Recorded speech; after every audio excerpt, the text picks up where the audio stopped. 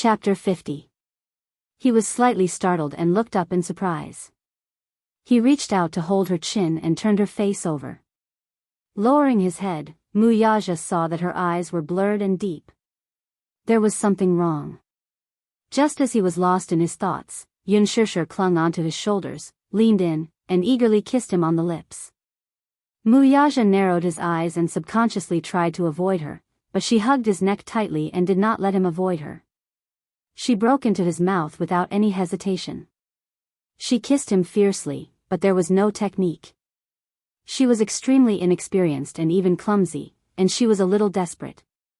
Just by relying on the raging desire in her body, she ravaged his cold thin lips as if she was possessed.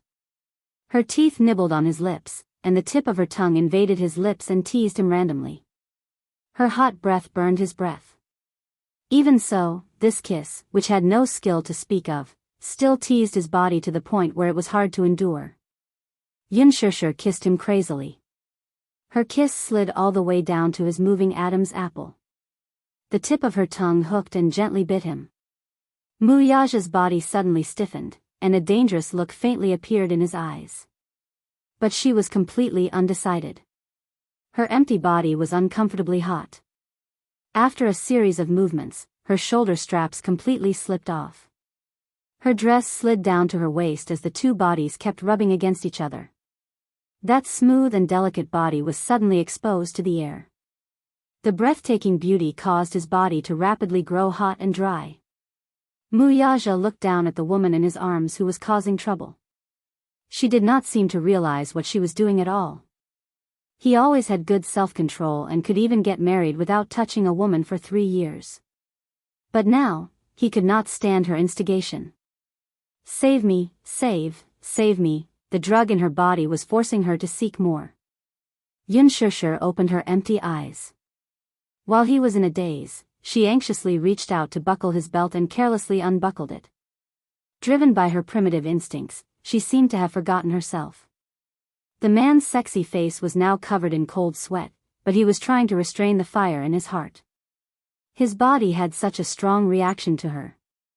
For more than 10 years, there was no lack of beautiful or enchanting women by his side. However, he was cold. No matter how the other women teased him, he did not feel anything. What he didn't know was that a man's body had a memory. Once he had tasted the beauty of the world, he would never be able to forget it. He didn't know what kind of magic was hidden in this woman's body, but she had the ability to make him crave for more. Xianxia's trembling little hands were messing around in his arms, her movements rough and clumsy. She frowned slightly and followed her instincts, but in the end, she did not get the main point. Wuxia's throat tightened, and a numb feeling swept across his waist like an electric shock. This woman was deliberately forcing him to lose control. Hot. So hot. Help me, not knowing how to proceed, she kissed his thin lips with trembling hands, seeking his help. Hurry up and save me. Can you save me? It's so uncomfortable. Xianxia straightened her body, her fair and beautiful arms slowly circling around his waist. Her breath, which smelled like orchids, brushed against his lips and completely destroyed his last bit of rationality. Wuxia raised his hand, and his 5 fingers suddenly threaded through her hair. His palm clasped the back of her neck, and her whole body was heavily pressed against him. He bit her lips fiercely, and his cold eyes focused on her face. Remember, this is what you said. Chapter 51. Xianxia subconsciously followed her primitive instincts. Her hands tightly held onto his shoulders, as if she wanted to merge into each other's flesh and blood. The two of them intimately snuggled together without any gap between them. Heavily pressing her against the cold wall, Xianxia couldn't help but gasp in pain. Wuxia lowered his head and kissed her lips, the tip of his tongue entering. At this moment, he couldn't help but sigh at the Creator's holiness and wisdom. The man he created was sexy and firm, while the woman was soft and charming. The perfect match between a man and a woman appeared at this moment. Wuxia tightly pinched her cheeks, as if to let her feel it. He purposely used force without any gentleness. He wanted her to wake up a bit. It would be best if she completely woke up, so that she could see who he was in front of her, and then see how he took her. He hated this woman, hated her frivolity. If he didn't appear in time, what would have happened in this room tonight? If the person in front of her wasn't him, then would her charm blossom for another man? Thinking about it, he couldn't suppress his anger. Hugging her soft waist, he bit down on her lips with even more force. She was no longer a young girl who had just experienced sex, and she was no longer the undeveloped body from 6 years ago. After the breastfeeding period, her figure had already developed. His roughness caused Yun Shishir to be in pain. She couldn't help but let out a moan. She was almost out of breath from this fierce attack. Her small hands tightly hugged his neck. Forgetting herself, her small tongue licked his earlobe. Her coquettish gasps were close to his ear, and he almost couldn't control himself. This damned woman. She was simply a demonized butterfly spirit, just like the evil concubines of ancient times who brought disaster to the country. His movements became more and more rough. Yun Shishir was in so much pain that she kept gasping. She subconsciously pushed his shoulders and softly said, "Don't. It hurts. It hurts." "What? Isn't this what you want?" Wuxia sneered, but he was even more presumptuous. His strength didn't decrease at all, and he lifted her skirt with one hand. Pain. However, this intense pain was suppressed by the raging flames in his body. His body was unable to stop an indescribable restlessness from growing. Yun Shishir helplessly hugged him even tighter. She was panting, and her watery eyes were misty. It was a mess that could not be any worse. It was so chaotic that she couldn't see anything clearly. She could only follow her instincts and keep asking. Lost in love, he held her firmly, but held back. He was not in a hurry to enter, as if he wanted to tease her. Grabbing her chin with one hand, he bit her lips fiercely and smiled wickedly. "If you want it, come in yourself." The two of them pressed against each other intimately. The unparalleled sensory stimulation made her lose everything and even forget who she was. Her breathing quickened and her mind was in a mess. Following her instincts, she tightly held onto his shoulders and slowly lowered her body, until he was completely contained. As if the emptiness was filled, the sudden pleasure surged like waves. She couldn't help but raise her head and gasp for breath. There was a moment of clarity, but she sank into it again. Her body recovered very well. She hadn't been touched by anyone for 6 years. Everything was unbelievably beautiful. Under the influence of the drug, everything was spinning. Wuxia's throat tightened. In the midst of the numbness and entanglement, fine cold sweat moistened his thick black eyelashes. It was a perfect fusion. Both of them were extremely sensitive. Chapter 52. The two bodies were entangled together. Soon, both of them were drenched in sweat. Their bodies were already wet. That kind of suffocating feeling was as if the two of them were closely intertwined, as if they were going to blend into each other's bones and blood. It was as if it was extremely dazzling and carefree. Following that, there was an indescribable feeling of pleasure and passion. In the midst of passion, Yun Shishir climbed over his shoulders, grabbed his broad palm and intertwined her fingers with his. She then pulled his hand to her burning hot cheeks. His palm was a little rough and cold, but it gave her a great sense of relief. She was almost shivering when she pressed her lips against his cold thin lips. The gentle and warm touch made his heart beat faster. Wuxia could not help but hold his breath. He was actually stunned by this intimate kiss between lovers. This time, he did not avoid it. Instead, he pressed his lips tightly against hers and kissed her deeply. He closed his eyes and suddenly opened them again. His dark eyes stared at the woman who was as enchanting as a blooming flower for him. He suddenly hugged her and pressed her on the bed, occupying her to the greatest extent.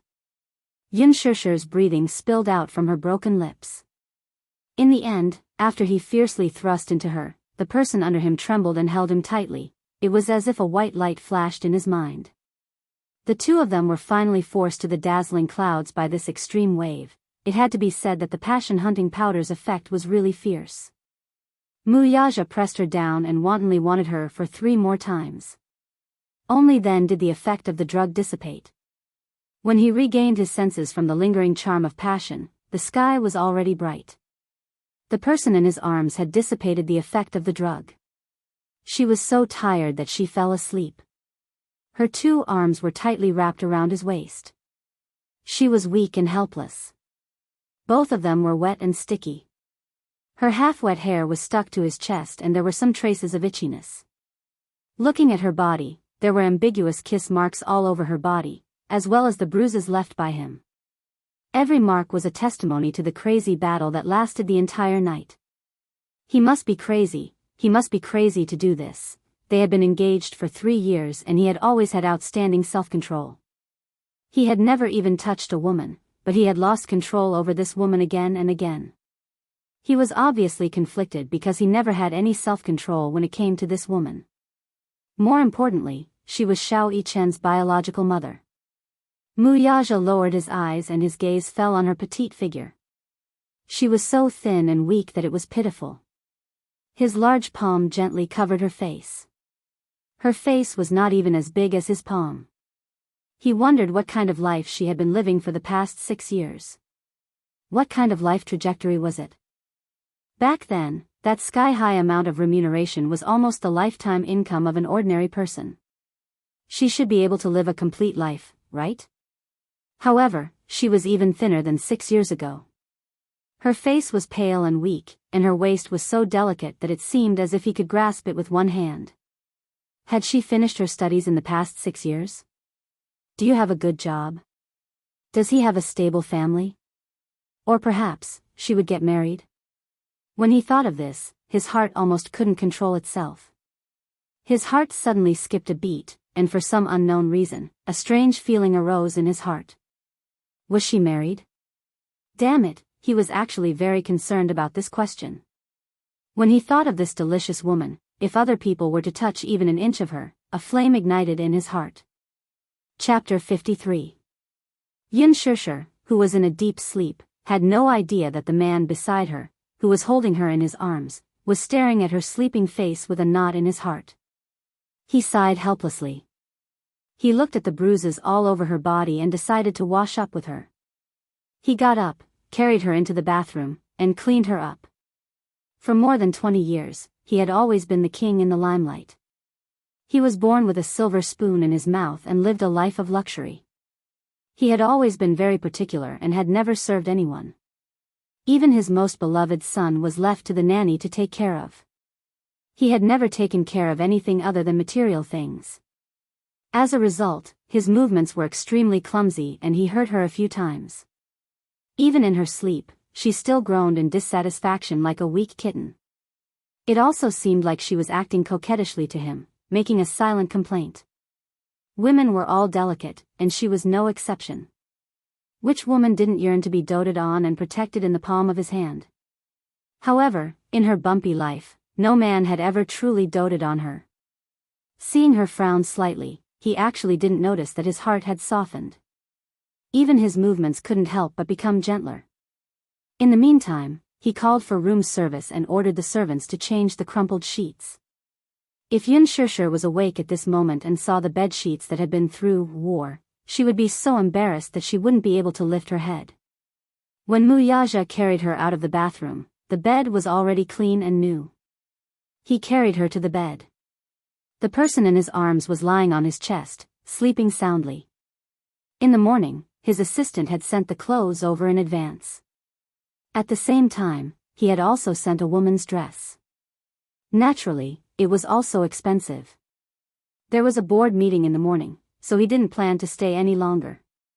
After changing into an expensive suit, he was once again the elite of empire, the business tycoon of Dishing Financial Group. After a night of sexual intercourse, there was not the slightest trace of exhaustion on his body. Wuxia turned to leave, but he heard a piercing ringtone. He looked back coldly.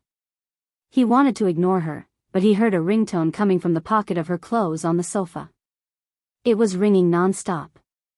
The person on the bed seemed to be disturbed by the sound. She turned around and frowned. It was obvious that the loud ringing had alarmed her. He frowned coldly and strode over.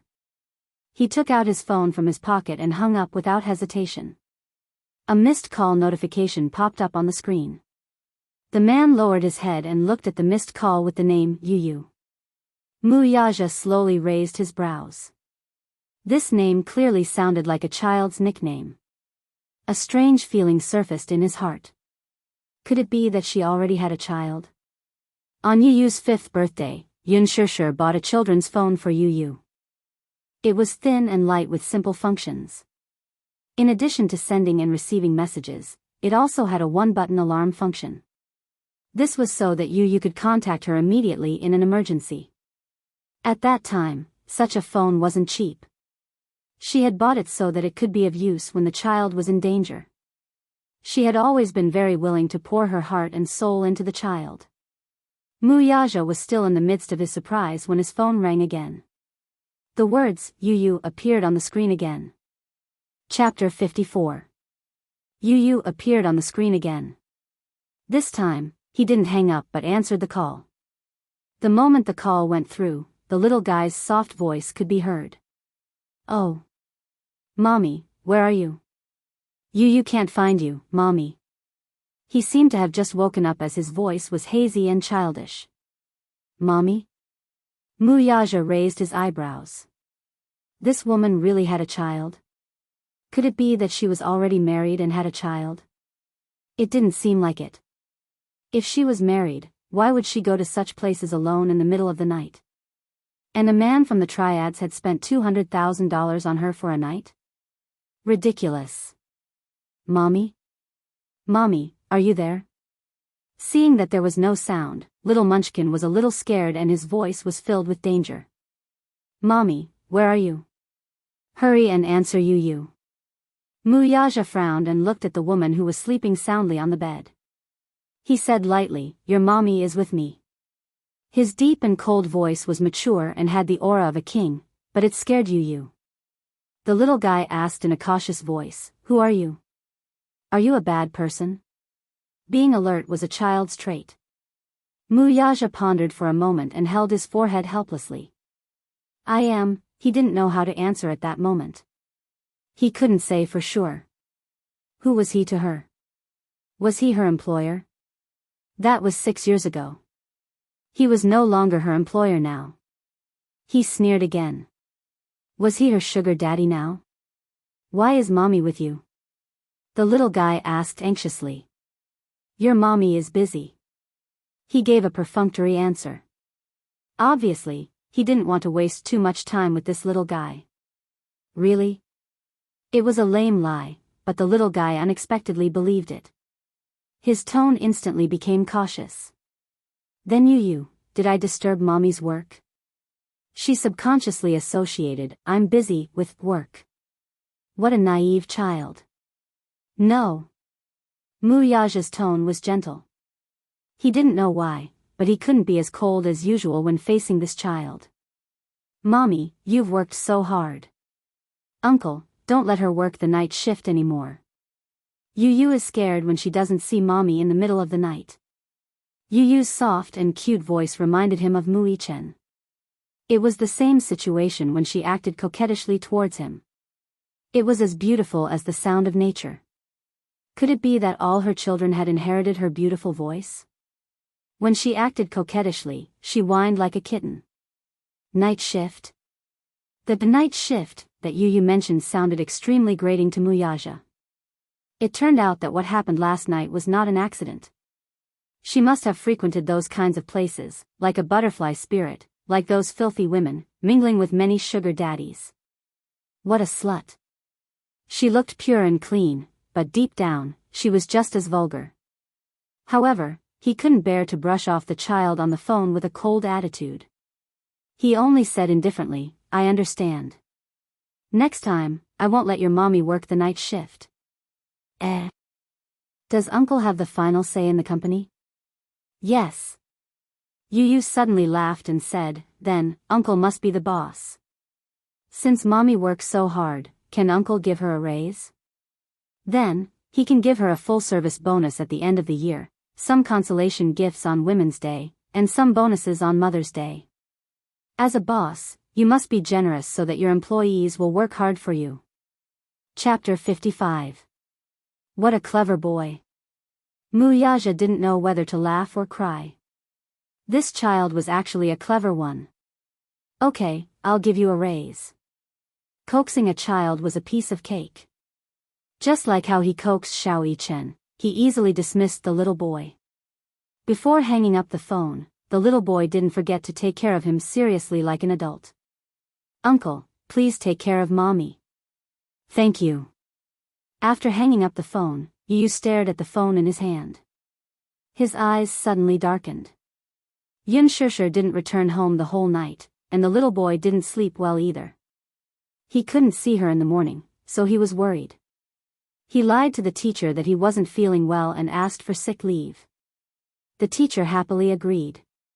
In kindergarten, he didn't act like he did in front of Xianxia. He was almost a genius with high EQ and IQ. Even the teacher was extremely surprised. What was even more amazing was that this child was not only gifted, but also mature and steady at such a young age. Although he was no different from a 5-year-old child in front of Xianxia, he had no intention of hiding it in front of the teachers and students. While the other children were still struggling to count to 10, he had already solved advanced mathematics questions that even the top high school students couldn't solve. Although it was unbelievable, it was the truth. In fact, although he wasn't even 7 years old, he was already a member of Mensa International. This international organization gathered almost all the geniuses in the world. It was known as the world's top IQ club, and high IQ was the only requirement to join. In the organization, Yu was the youngest, but he had the highest IQ. There were even more shocking secrets hidden behind him. However, Yu usually didn't reveal his talents because mommy liked his warm and cute side. If possible, he wanted to be mommy's little god of warmth for the rest of his life. After hanging up the phone, he frowned. Obviously, he felt that this matter wasn't that simple. This man's identity was very suspicious. After hanging up the phone, Wuxia lowered his head and looked at the outdated phone. Without looking at it, he removed the card and threw it into the trash can. He turned around, opened the door, and left. What he didn't know was that he didn't return that night, and the Mu residence was brightly lit. For the whole night, Wuxia waited for Wuxia to come home. But this time, she waited until dawn, but he was nowhere to be seen. At this moment, Wuxia was sitting in the dining room. The atmosphere was heavy. She was so angry that she wanted to smash something. The servants behind her were all trembling with fear, afraid that they would be implicated. Wuxia's concept of time was very fixed. It was already dark. No matter how big the case was, he would still go home to handle it. Only because, every night, she would accompany Xianxia to have dinner, study with him, and do his homework. This was something that could not be changed. Last night, he missed the appointment for the first time. Xianxia sulked the entire night. He did not do his homework or eat dinner. He was already used to Wuxia's company. Now that he wasn't around, he wasn't in the mood. Even when he went to school in the morning, he was still sullen. As for Wuxia, even if they were never husband and wife, he would at least go home on time to accompany Xianxia. What was so important last night that it was even more important than accompanying Xianxia? Wuxia's heart was twisted. In a moment of anger, she threw the glass of milk beside her to the ground. The glass shattered and scratched a servant's face. Chapter 56. Young mistress, don't be angry. Young master must have something important to do. Something important? What could be so important that he didn't return home last night? Wuxia was so angry that she laughed instead, the veins on her face showing. She felt uneasy, so uneasy. It was as if something precious to her was going to be snatched away from her. Wuxia bit her lower lip as an unprecedented sense of uneasiness engulfed her. Alcohol was really an annoying thing, not to mention to people who were allergic to it. When Xianxia woke up, it was already 2 in the afternoon. She opened her sleepy eyes and saw the luxurious decoration in the luxurious suite. She was a little confused and didn't know why she was here. Then, her mind was blank. After a night of sexual intercourse, her mind was still in a confused state and she couldn't recognize the scene in front of her. The side effects of the drug made her memory of what happened last night unclear. She only vaguely remembered that after drinking that glass of wine, she was drunk and lost her mind. She had completely forgotten what happened after that. After a night of sexual intercourse, her body was exhausted. But other than that, she didn't understand what happened. Why was she lying here naked? Thinking about it, she was terrified and frightened. Last night's passion, which seemed to be filled with the flames of war, had almost broken all the bones in her body. However, she still couldn't make up her mind. She subconsciously moved her body, wanting to get up. But just as she moved her legs, she felt a wave of soreness. Then, there was a tearing pain in her lower body. Yin Shirshi's heart skipped a beat. This feeling wasn't unfamiliar to her. This was clearly a feeling that only came about after experiencing the deed. Her gaze was a little sluggish. She reached out and lifted the quilt, but she was shocked by her bruises all over her body. Those densely packed kiss marks, as well as those ambiguous kiss marks, were as terrifying as being bitten by poisonous insects. At that moment, her heart suddenly jumped, and she was petrified as if she had been struck by lightning. In the dressing mirror, her whole face was like a cracked mask, on the verge of shattering. It was obvious that she understood what had happened to her. Although, in these 6 years, she had never done it with a man. But, she was no longer the ignorant 16-year-old girl. After experiencing sex, the soreness at the base of her thighs invisibly complained to her about what had happened last night. Yin Shirshir held her forehead in frustration. She tried hard to recall what had happened last night, but her memory stopped at the moment when she was forced to drink. After that, her memory was blurry, and she couldn't recall anything. She only remembered the man who was called Brother Chang. Could it be him? God! What kind of trouble did she get herself into? Yin Na owed her money. Did she have to torture her just because she was Yin Na's sister? A wave of destructive despair hit her. She was tongue-tied as she opened her mouth, her shoulders trembling uncontrollably. Yin Shirshir's heard a familiar voice, Yun SSS. Miss Yun, you're awake. Startled, Yun tease, Yunt. Chapter 57. She saw a straight figure sitting on the sofa. She was dressed in a well-ironed business suit and had her hair tied up in a bun. She looked like a woman. She was in a state of shock just now and didn't realize that there was a second person in the room. She narrowed her eyes, trying to see her face clearly.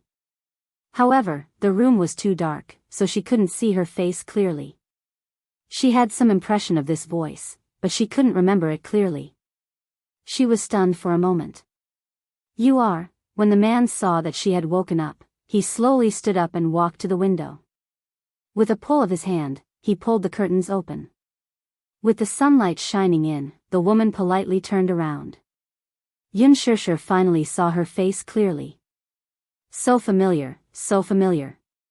She must have seen this woman before, but she couldn't remember. Secretary Li saw that she was still in a state of confusion and didn't care about her scrutinizing gaze. She took some warm water and a small pill from the table and handed it over respectfully. Miss Yun, please take your medicine. After what happened last night, Yin Shirshir was much more cautious when strangers handed her things. She stared straight at her and didn't reach out to take it. Secretary Li seemed to understand her worries and smiled. Don't worry. This is the morning after pill. I'm sure Miss Yun doesn't want to have any problems. Please take the medicine. Yin Shirshir took the medicine in a daze and drank it with warm water. The medicine went down her throat and into her stomach. She was so nervous that even her lips were trembling. Secretary Li swiftly brought her a new set of clothes, including a new set of underwear. All the measurements were just right, neither too big nor too small. Yin Shirshir saw it and her cheeks burned. She grabbed her underwear and stared at her uncomfortably. The latter understood and left the room. Yin Shirshir then started to put on her clothes. When she opened the door, she saw her standing outside. When she saw that Yin Shirshir was dressed, she calmly turned around and said to her, Miss Yun, are you ready? At that moment, her elegant smile opened up a memory that had been sealed away for a long time. This woman was clearly, Yun Shishir suddenly reacted. She pointed her finger stiffly at her and widened her eyes in disbelief. Did this woman just feed her the contraceptive pill? How ironic. 6 years ago, because of that contract, this woman was very careful in everything, no matter how big or small, to protect her child. When they met again 6 years later, she didn't allow her to refuse and fed her contraceptive pills. She didn't respond to her surprise at all. She just smiled and said, "The president wants to see you." "I won't see him." She immediately refused. "I can't see him." "I won't." It was impossible for Yun Shishir to forget this woman. On the contrary, she remembered her deeply. Although she didn't recognize her at first glance, she still remembered the secretary who had accompanied her for 8 months during her long pregnancy 6 years ago. But for a moment, there were too many doubts and uneasiness in her heart. She didn't understand why the first person to appear in front of her in such a chaotic moment when she opened her eyes was her. Then what exactly happened last night? Was it related to that man? How could this be? That's impossible, but if it wasn't because of this, then what was it? Yu.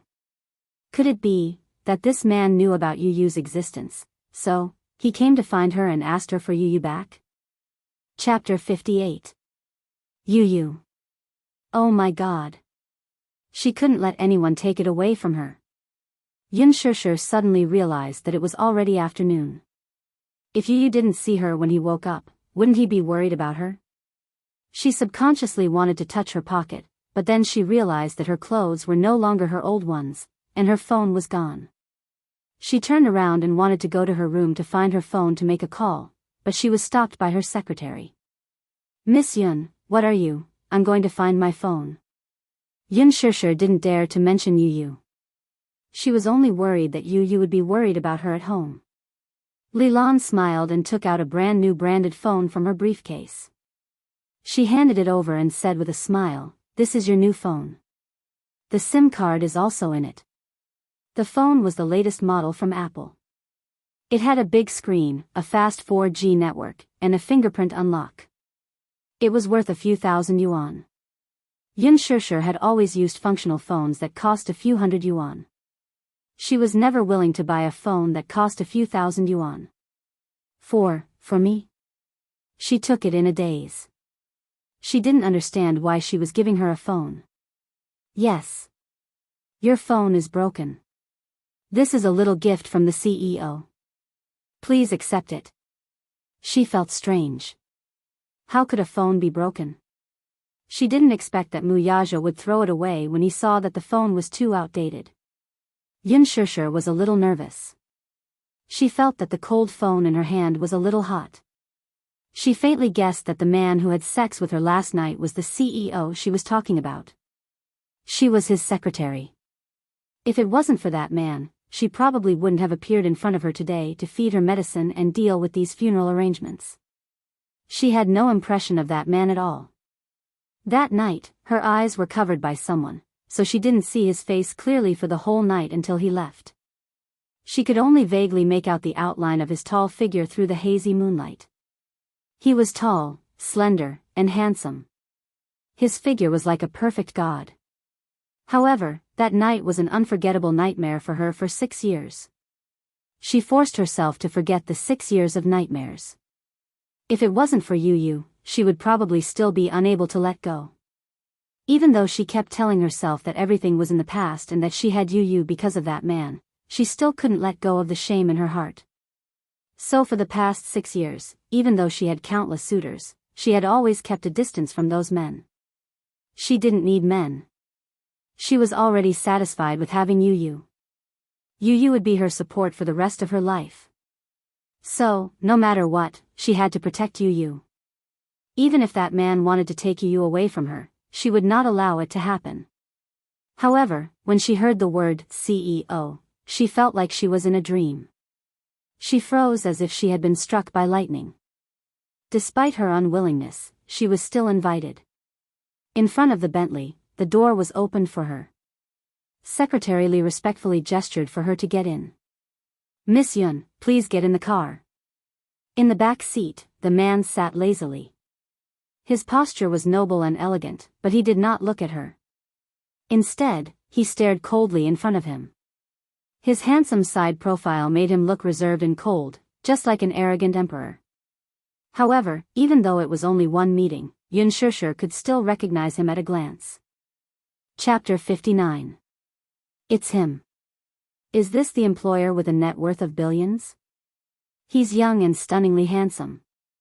Miss Yun, please get in the car. Miss Yun, please get in the car. Miss Yun. Miss Yun. Li Lan invited her again, but Yun Shishir kept her head down and didn't say a word. She stood still in front of the car and didn't show any signs of moving. Li Lan walked over doubtfully and put her hand on Yun Shishir's shoulder. She felt that Yun Shishir's entire body was trembling slightly and her lips were trembling violently. Li Lan was surprised. Is she afraid? Afraid of seeing the CEO? Why, if it were any other ordinary woman, they would be shocked to see the CEO. However, she could see that Yun Shishir was trembling. Miss Yun? She carefully pushed her shoulder as she half pushed and half forcefully invited her into the car. Yun Shishir wanted to hide. She really wanted to turn around and run away from this satanic man. However, her legs were stiff. Li Lan's actions didn't allow her to dodge at all. It was as if she was forced into the car. She bit her lips and clenched her fists tightly as she got into the car. Bang! The sound of the car door closing. He had locked her in his world. It was as if she was isolated from the world. At that moment, she felt as if she was in an ice cellar. She felt cold from head to toe, so helpless. She was afraid. She was afraid that this man would dig out her ribs and take away her beloved Yu. Yun Shishir was so nervous that she was trembling all over. She lowered her head anxiously and didn't dare to look up at him. Her mind was in a mess. When she first saw this man, she felt dizzy as if the world was spinning. She also felt that God was teasing her. Then, she felt an uncontrollable chill in her heart. How? How could it be him? The arrogant man who bumped into her that day. The man from last night, could it be him? She couldn't be wrong. Even though she couldn't remember what happened, she could smell the seductive fragrance on the man's body. The president wants to see you. Recalling Li Lan's respectful words, Yun Shishir's heart is terribly cold. Why does he want to see her? Or was it just as she had guessed, that this man knew about Yu's existence and was here to ask her for Yu back? At the thought of this possibility, Yun Shishir felt her vision darken, and her heart sank into the abyss of despair. There was no movement in the carriage for a long time. The rustling sound of a fountain pen rubbing against a piece of paper could be heard. The atmosphere was so tense that it was almost suffocating. Yun Shishir's forehead was covered with fine sweat, and her palms were soaked with cold sweat. She opened her mouth, wanting to break the strange silence, but to her chagrin, she realized that she had such an intimate relationship with him, but she didn't even know this man's name, or even his surname. She closed her eyes tightly and opened her mouth in defeat. She said in an obscure voice, "President."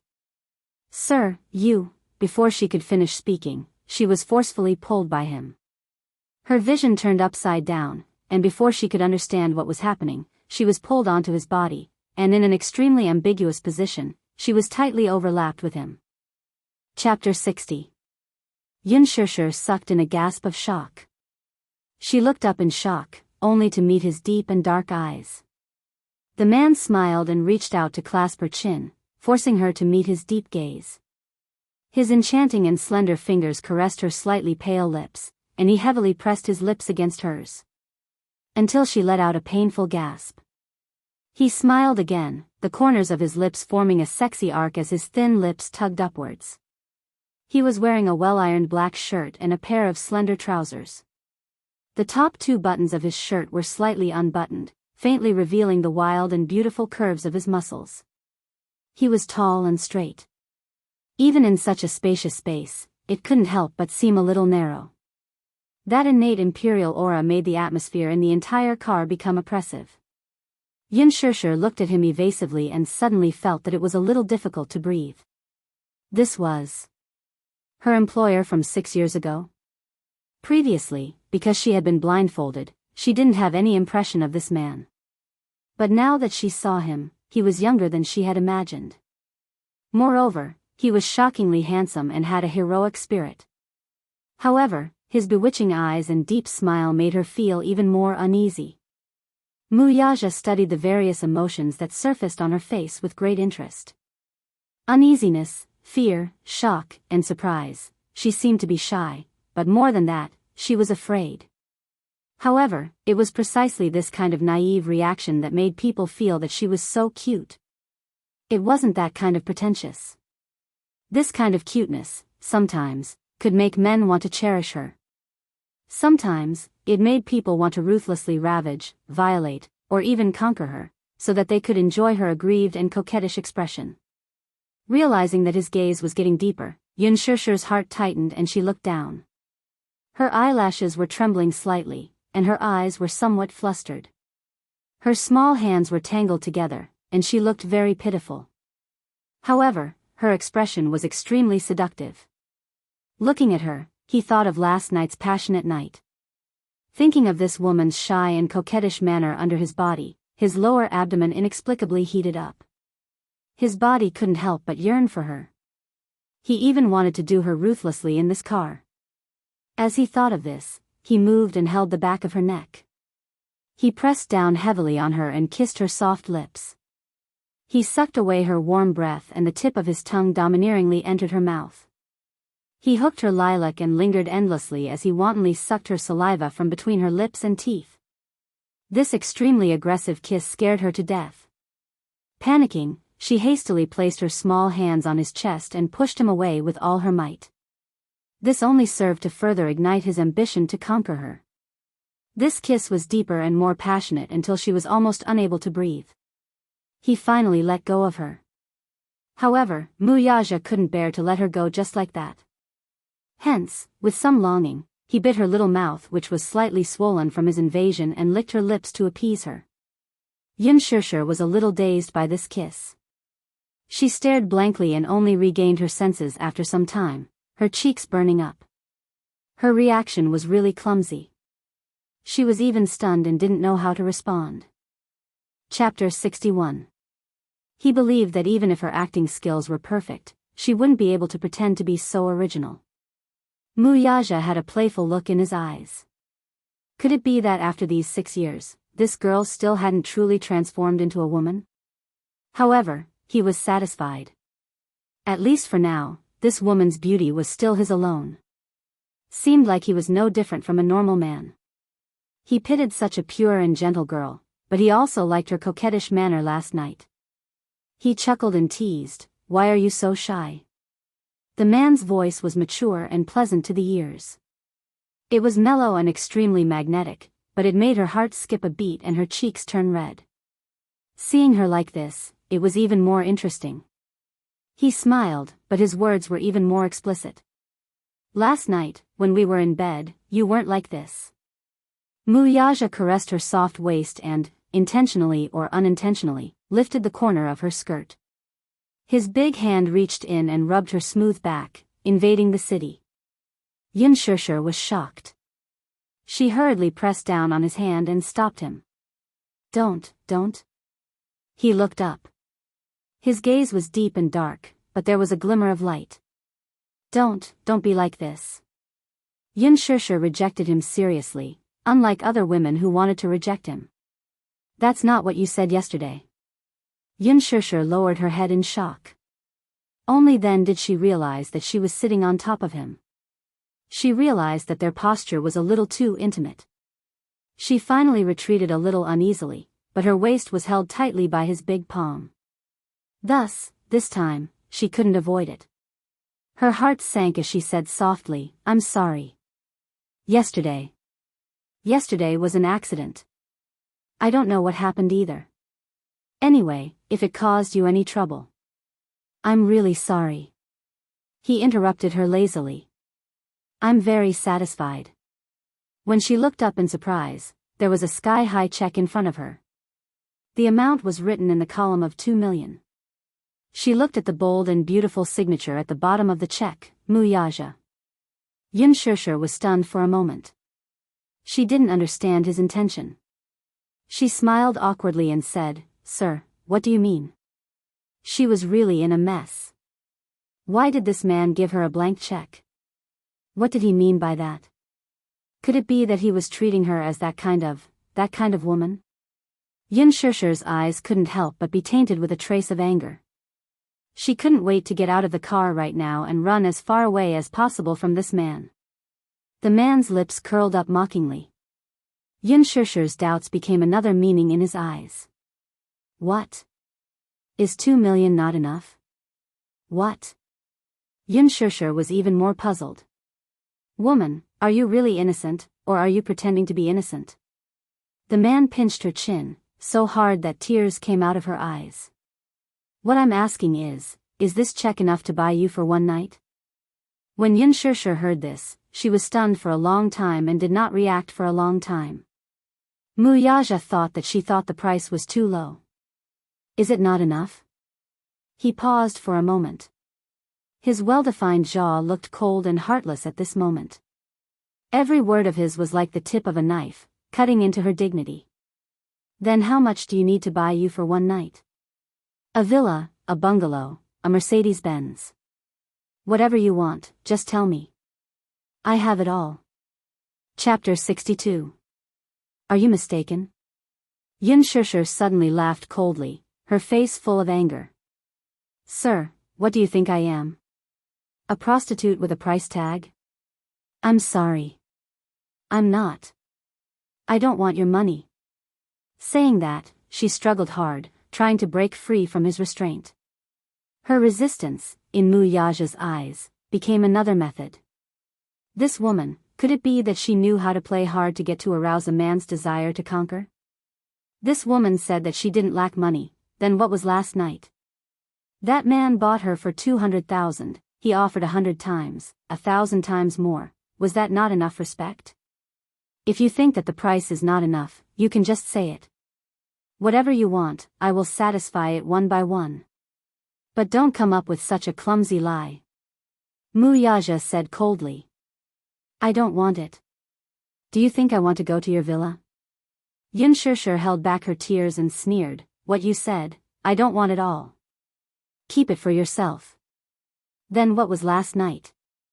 If you are a pure woman, why did you lie on someone else's bed? Wuxia suddenly laughed cruelly. He bought you for 200,000, I offered 220 million, it is already a great gift to you. Thinking of last night, if it wasn't for him, then what kind of situation would she have with that disgusting man? She was obviously a woman who would do anything for money, but why did she pretend to be virtuous in front of him? Gift? When Xianxia heard that, she was stunned and as stiff as a rock. Last night. She already couldn't remember what happened, she only remembered that in her blurry memory, there was a man's handsome silhouette. When she woke up, her whole body was sore, she was no longer a girl, so she knew clearly what happened last night. But no matter what, it was an accident, it wasn't up to this man to interrogate her. Who did he think he was? That he was her master? Could it be that because of this accident, this man gave her an unpardonable death sentence and believed that she was a woman who only cared about money?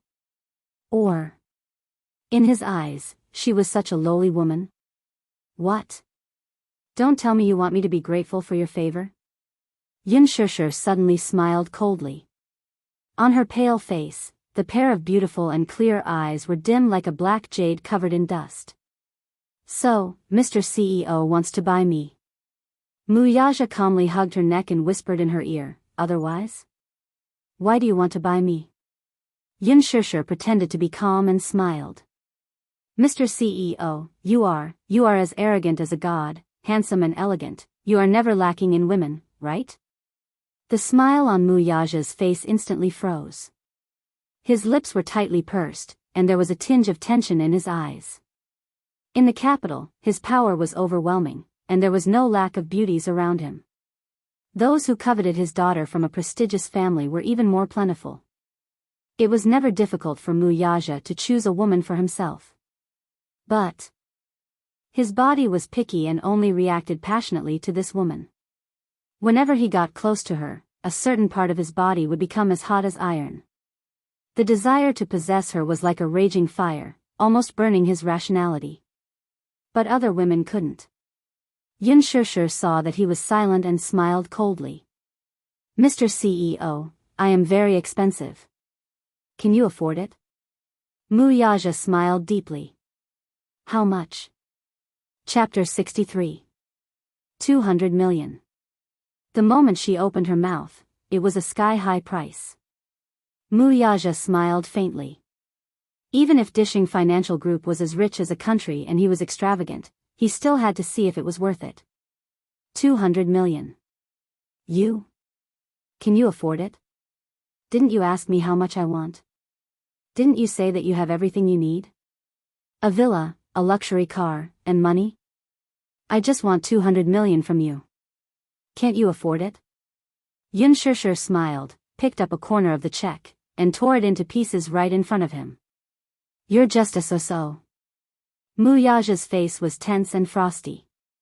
Xianxia did not know where she got the courage to grab the man's chin. Wuxia's facial features were extremely handsome, especially the curve of his chin.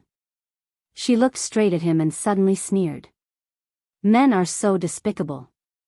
You're guarding your heart, but you want to spend money to buy a woman. Mr. CEO, don't you know that what you buy is never true? How much is your heart worth? Wuxia suddenly became interested. He found this woman very interesting and asked back, 200 million. Is it worth it? Xianxia's smile grew colder. Right in front of him, she tore the check in her hand into pieces and threw them at his face. No one's heart can be clearly priced. If you want it. Xianxia paused and used her fingertips to poke at his heart. At least exchange it with your here. Wuxia was still in a daze. Xianxia suddenly pushed him away, unlocked the car door at lightning speed, opened the door, and jumped out of the speeding Bentley. Fortunately, the Bentley happened to hit a traffic signal and was not going fast. Xianxia got up from the ground, covered her bruised elbow, and ran away without looking back. Her fluttering white dress was like a fluttering white butterfly, beautiful and moving. The Bentley came to an abrupt stop. The secretary, who was sitting in the front passenger seat, was stunned when she saw the girl jump out of the car. Her heart was already filled with shock. In the capital, Chairman Mu had always beckoned with his finger. No matter if it was a young model, a diva, or a young lady from a prestigious family, they would always be overwhelmed by his favor. However, the CEO had always been cold and had never taken a fancy to any woman. If he took a second look at a woman, her heart would probably jump out of her throat. In the entertainment empire controlled by the Mu Group, any artiste in the circle who was involved in a scandal with the president would be hyped up by the entertainment reporters. But this girl rejected him from 1,000 miles away. What was he thinking? If she could catch the CEO's eye, she would not have to worry about wealth and glory for the rest of her life. It didn't seem like she was playing hard to get. The way she looked at the president was as if she was guarding against a wolf. It was as if the president was some kind of ferocious beast that would eat her alive. Thinking of this, she smiled and said, Chairman Mu, this girl is really stubborn. She's different from the other women. From the bottom of her heart, she admired this girl who was humble on the surface but proud on the inside. Wuxia retracted his gaze and did not linger any longer. His eyes were filled with coldness. Drive. The Bentley started slowly and sped away. When Yu saw that Xianxia had not returned home, he went out and wanted to get a new phone. The children's phone that Xianxia had bought for him was too childish. At the crucial moment, he wanted to use technology to locate Xianxia's location, but there was no way. He was born with a gift, so his learning ability was very good since he was young. Chapter 64. When Yu was 4 years old, he was already able to assemble his own supercomputer. Even the top scientific laboratories could not compare to his advanced system. Although he was not even 7 years old, his achievements had already attracted the attention of the world. However, all of this was a secret that he had buried deep in his heart. When he passed by the bookshelf, he accidentally caught a glimpse of an entertainment magazine. Yu Yu's gaze was inexplicably attracted by the handsome man in the magazine. He gently tiptoed and took down the brand new magazine. He skimmed through it. The title was "A Mysterious Woman Hooks Up with Mu's Crown Prince, Has a Secret Rendezvous in the Middle of the Night, Suspected Secret Relationship Exposed." The cover of the magazine was a candid shot of a handsome man and a slender girl with a blurry figure at the entrance of a hotel. The mysterious woman was none other than Lu Yushi, who was now known as the new starlet. Lu Yushi rose to fame because of her scandal with Heavenly King Gu Xingzi. At that time, her scandal with him was unparalleled and it was on the front page of the 3 major entertainment media. After that, she signed a contract with Worldwide Entertainment in a high-profile manner and took on a movie that Worldwide Entertainment invested in. She became famous overnight as the female lead in the movie and was known as the Goddess of Huanyu. The public speculated that Worldwide Entertainment was willing to promote her because she had an ambiguous relationship with the person in charge behind Worldwide Entertainment, and this person was Mu Yaja. As for how the magazine was able to capture this picture, it was probably mostly due to luck. They had always wanted to gossip about Lu Yushi's mysterious private background, but they had inadvertently captured this ambiguous picture. Mu Yaja had never been involved in any scandals before, so it was rarely published in the newspapers. It was precisely because of the influence and prominent status of the Mu Corporation, coupled with the fact that he had always been mysterious, that most of the news about him was just groundless speculation. Moreover, if any newspaper or magazine dared to publish a scandal about him, they would probably receive a negotiation call from the Mu Corporation the next day. However, what attracted Yu Yu's attention was not the title, but the man in the photo.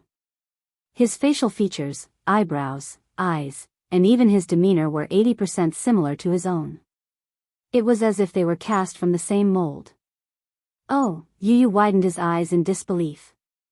He looked at the cover of the magazine and subconsciously touched his little face. There was a strange and suspicious look in the depths of his eyes. The same deep and captivating eyes, the same exquisite and straight nose, and even the same thin lips. Yu Yu's mind was in a mess. Damn it. Similar, too similar. It was as if they were carved from the same mold. He and this man were simply copying and pasting. With many doubts in his mind, Yu Yu left the bookstore and bought the magazine. As he walked down the street, he lowered his head in thought. Suddenly, a Bentley drove by. The old man sitting at the back of the car leaned on his cane and leaned back with a solemn expression. However, when he inadvertently cast his gaze out of the window, he caught a glimpse of an extremely familiar figure. "Stop!" he yelled, and the driver was shocked. He slammed on the brakes and stopped the Bentley by the side of the road. "Master, what's wrong?" The old man sat quietly and looked out of the window. His gaze was like an eagle's. Chapter 65. He watched as the child slowly walked past the car. Little Munchkin's handsome side profile, deep facial features, and the way he looked deep in thought. The elegant curve of his lips and his refined temperament were exactly the same as Mu Yaja's when he was young. He was even carved from the same mold as Xiao Yichen. If it weren't for the different temperament between his eyebrows and Xiao Yichen's, elegant, deep, mature, and steady. He even thought that this child was Xiao Yichen. He was slightly surprised. This child's appearance was so similar to Mu Yaja's. He was about 6 or 7 years old, and he could tell that he came from an ordinary family. How could there be such a coincidence? A gentle breeze blew past, and the child's silky hair brushed past his face. He raised his head slightly and took a closer look. This was definitely not a coincidence. The old man reached out to open the car door. When the chauffeur saw this, he hurriedly got out of the car and walked over to help him. However, the old man pushed him away and walked quickly toward the child with his cane. The chauffeur hurriedly followed. Old Master's health wasn't good, and he had to go to the hospital regularly every month. Before leaving, young Madam had repeatedly told him to take good care of Old Master. He couldn't let anything go wrong. Yu Yu walked at a steady pace, but he gradually distanced himself from the old man. The old man pointed at him, and the chauffeur hurriedly strode forward. He grabbed Yu Yu's sleeve and stopped him. Stop right there. Yu Yu was blocked by an unfamiliar man. He didn't know what was going on and stopped in his tracks. However, due to his good upbringing, he smiled elegantly. Uncle, what's the matter? An old man's voice came from behind him. Child, turn around and let me take a look at you. When Yu Yu heard this, he casually turned around and smiled at the old man. He was very cultured and knew how to be polite and respect the old man. The old man looked to be in his 60s. Although he didn't look very energetic and was a little thin, his gaze was sharp. Although there was no expression on his face, he exuded a dignified aura without being angry. His entire person exuded an extremely dignified and intimidating aura. It was obvious that he was a man who had experienced the wind and rain. With one look, one could tell that he was a big shot when he was young. Sizing up the child at such a close distance, it was simply unbelievable. This child was already so big. Could it be that he was Muyaja's illegitimate child? How was this possible? Aja had always been heartless to women. How could he have such a big child with another woman behind his back? She looked like she was carved out of the same mold as Xiao Yichen. Unbelievable. Child, what's your name? Yu Yu smiled elegantly. He did not know why, but he did not like this old man staring at him. His thin lips curled up slightly. Although he was smiling, his eyes were cold and distant. Grandpa, before my mommy left, she told me not to talk to strangers. The old man was shocked.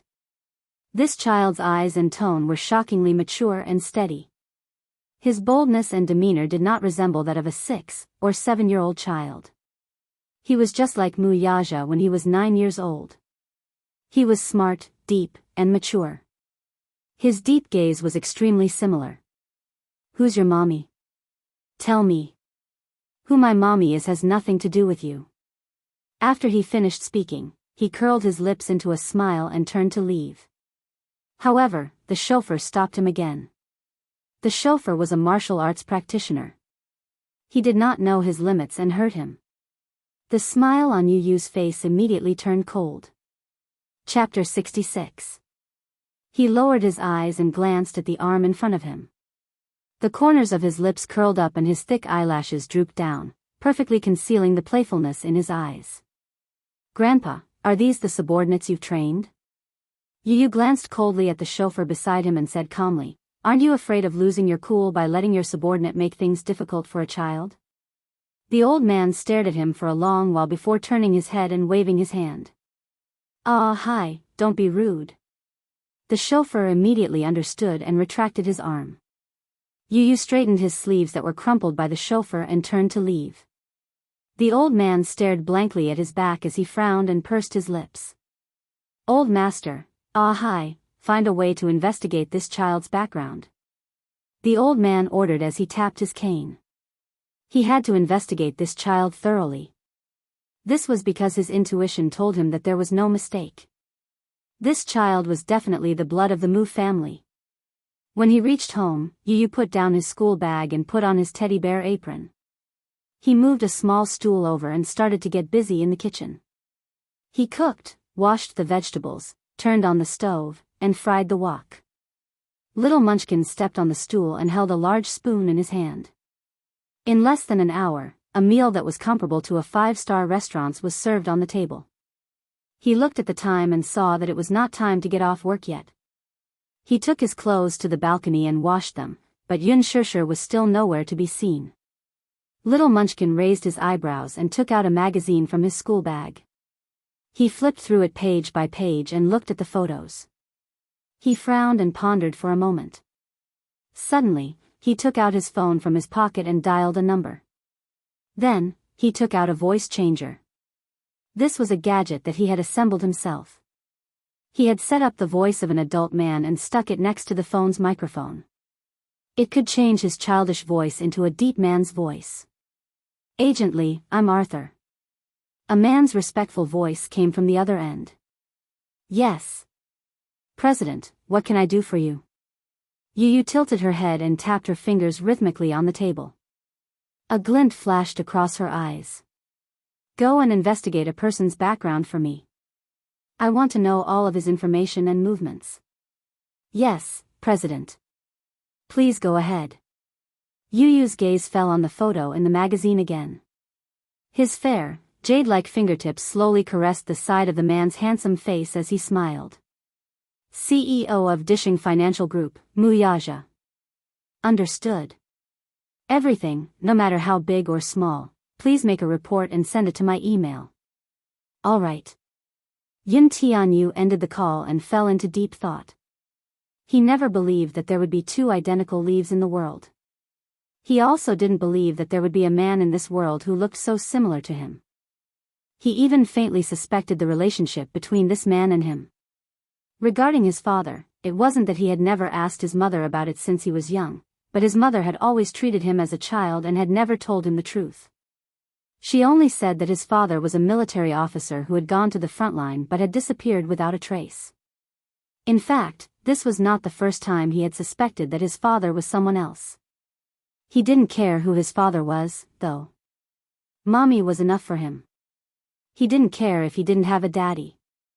In any case, with or without him, his life would not change at all, right? Chapter 67. However, just because he did not care, it did not mean that he was not curious. Children had an inexplicable sense of respect and reverence for their fathers since they were young. Yu Yu had also had such fantasies. How could he not wish to be like other children? To return home and have a loving father and mother who would protect him and form a warm family with him? However, for as long as he could remember, he had seen his mother living alone. There was no man in the family who could support her and she was bullied. That time, he had seen a father accompanying his son to watch a remote-controlled racing car in the park. He had yearned for it so much. However, the more he yearned for it, the more he could not get it. Over time, his reverence for his father had turned into resentment. Now, the concept of a father did not matter to him. It was fine as long as he had his mother. It did not matter if he did not have a father. He did not care. Now, he had everything. No one would have guessed that although he was only 6 years old, he was already the largest shareholder of Wuxia Holdings. Wuxia Holdings was the world's largest toy supplier. Its supply chain was spread across North America, Europe, and Asia. Many children were proud of owning toys from Wuxia Holdings. He held 60% of the shares of the board of directors. Not only that, he was also the chief toy designer of Wuxia Holdings. Every toy he designed became the new favorite of children and became popular all over the world. While other children were playing with their toys, he was already worth hundreds of millions. However, Yun Shishir was still in the dark about all this. She just lacked an opportunity to tell him the truth. While she was deep in thought, the doorbell rang. Then, there was a dong sound. It sounded like someone had slumped against the door. Then, there was Yun Shishir's weak voice. It sounded like she had been ravaged. Yu Yu's eyes flashed. The scheming look on his face disappeared and was replaced by the cute and innocent smile he always had in front of Yun Shishir. He ran to the door, opened it, and threw himself into his mother's arms. Mommy. Let's go home. Yu waited so long for Mommy. When Yu raised her head, she saw Yun Shishir, who looked haggard but was still forcing a smile. Yu, Mommy is back. Yun Shishir was exhausted. As soon as she entered the house, she heard the sound of the washing machine running. The warmth of home immediately surrounded her and drove away the haze of the night. She was so happy to have a Yu in her life. Especially with such an obedient and sensible son. Yun Shishir was so touched that the tip of her nose tingled. She didn't even bother to change into slippers before she opened her arms and hugged him tightly in her arms. His entire body seemed to be filled with vitality. Who said that daughters were their mommy's sweet little cotton-padded jackets? Her precious Yu was even more caring than the daughters of other families. She then thought of a certain man. They were clearly father and son. How could the son be so cute, charming, gentle, and considerate? How could the father have such a cold face all day long, like a living iceberg? Genetics really couldn't be trusted. Yun Shishir looked at Yu Yu's face. Suddenly, Mu Yaja's enlarged version of Yu Yu's handsome face appeared in front of her eyes. Her heart instantly shrank. Chapter 68. Yu Yu couldn't help but worry when he sensed that she was sensitive to her emotions. Mommy, what's wrong with you? Nothing. Don't worry, Yu Yu. Mommy will protect you well and won't let anyone take you away from Mommy. Yu Yu was stunned. He frowned slightly and a thoughtful look flashed across his eyes. However, it disappeared quickly and he regained his gentle smile. Mommy, what are you saying? Yu Yu has always been Mommy's baby. You will always be Mommy's baby. Yun Shishir was touched and comforted when she heard that. She didn't dote on her precious son for nothing. She cupped little Munchkin's face and kissed him passionately. Baby, Mommy loves you so much. Stupid Mommy, come in quickly. The cold wind was blowing gently outside the window. Seeing that Yun Shishir's nose was red from the cold, Yu Yu couldn't help but give her a sideways glance. He immediately went in to prepare slippers for her. Yun Shishir entered the house and threw her bag on the sofa. However, she caught a glimpse of the magazine on the table. In that instant, she saw the cold-looking man on the cover and her face turned pale instantly. Yu Yu, what's on the table?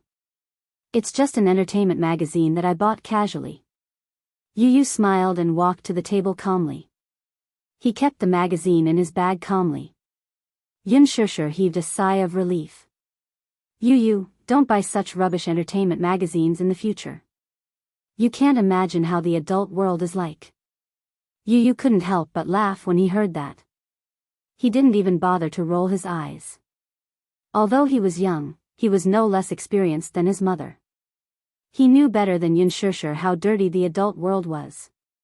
Yu Yu set the table for her, scooped a bowl of rice for her, and placed her favorite dishes in front of her. His service was top-notch. No matter how big or small, he took good care of her. Yun Shishir enjoyed her precious son's service with a clear conscience. Her heart was so full of satisfaction and happiness that it was about to overflow. Stupid Mommy, hurry and eat. Yun Shishir picked up the bowl and wolfed down the food. Yu Yu glanced at her coldly with a look of disdain. Her table manners would scare a group of people away. She was usually quiet and demure when she socialized and compared it to what she was doing now. Mommy. Be more demure, you have to be more reserved when you eat. You have to eat your food. Yun Shishir, however, did not think much of it. This was their home, why should they be so reserved? Don't worry, we're not so much. Yu Yu learned how to cook when he was 4 years old. He was a good learner and could make delicious dishes just by looking at a recipe. Until now, he could easily cook French, Western, and Chinese dishes. His cooking skills were comparable to those of a star-rated chef. Yun Shishir always ate what he cooked. Sometimes, when she went to the restaurant, she felt that the food made by the chef was tasteless. This made her even more worried. She could not live without Yu Yu. In a way, she was a successful mother for being able to raise such a son. In another way, she was a mother but did not do any housework at home. Her son, on the other hand, was proficient in all aspects of housework. She was really a failure of a mother. However, Yu Yu did not eat. He just looked at Yun Shishir quietly. Suddenly, he crossed his arms and supported his chin lazily. He smiled and looked at her. Mommy, Yu Yu, can I ask you a small question? Yun Shishir did not think much of it and ate a mouthful of rice. What's the question? Yu Yu smiled. Who is my daddy? Chapter 69. Before she could finish her question, Yun Shishir choked on a mouthful of rice, and her face flushed red. Yu Yu smiled elegantly. He nonchalantly scooped a bowl of soup for her and thoughtfully patted her back. Yun Shishir hurriedly drank 2 to 3 mouthfuls before she could swallow it down. She then looked at Yu Yu with a look that said, "Do you know something?" Why did he suddenly ask this question? Could it be that the child's sharp senses had detected something? Yu could see the panic and helplessness in her eyes at one glance. He then gave her an innocent smile that said, "I don't know anything." Yun Shishir smacked her forehead. Yu had asked her this question when he was very young. At the crucial moment, she casually made up a lie to dodge his question. Hence, after so long, she could not remember what she had answered back then. If her answer was different from back then, and Yu remembered it, would it not be contradictory? After hesitating for a moment, Yun Shishir decisively changed the topic. "Hey, baby, come over and massage mommy's shoulders. My back is aching after a long day of work." As soon as she said that, she saw Yu giving her a disdainful look. Yun Shishir broke out in cold sweat. Yu, what's with that look? She felt guilty for staring at him like that. Yu sighed. "I really don't know what to do with mommy." He got up and sat beside Yun Shishir, massaging her shoulders with his little fists. Yunlan secretly heaved a sigh of relief. She had finally gotten away with it. Little did she know that the little boy, who was behind her, was looking at her guiltily. Yun Tianyu carefully observed her expression. Seeing her doubtful look, he slowly said, "I called you this morning, but why was it an uncle who picked up?" "What?" Yun Shishir was stunned. Could it be that man? Who is that uncle? Yu's childish voice made her extremely nervous. Yun Shishir cautiously asked, "Did that uncle say anything else? Did he ask for your name?" "No. Even if uncle asked, Yu wouldn't tell him." Yu pouted. "Didn't mommy teach you not to tell strangers my name?" "Yu, good boy. You're my good Yu." Yun was extremely gratified. Yu even asked uncle to give mommy a raise.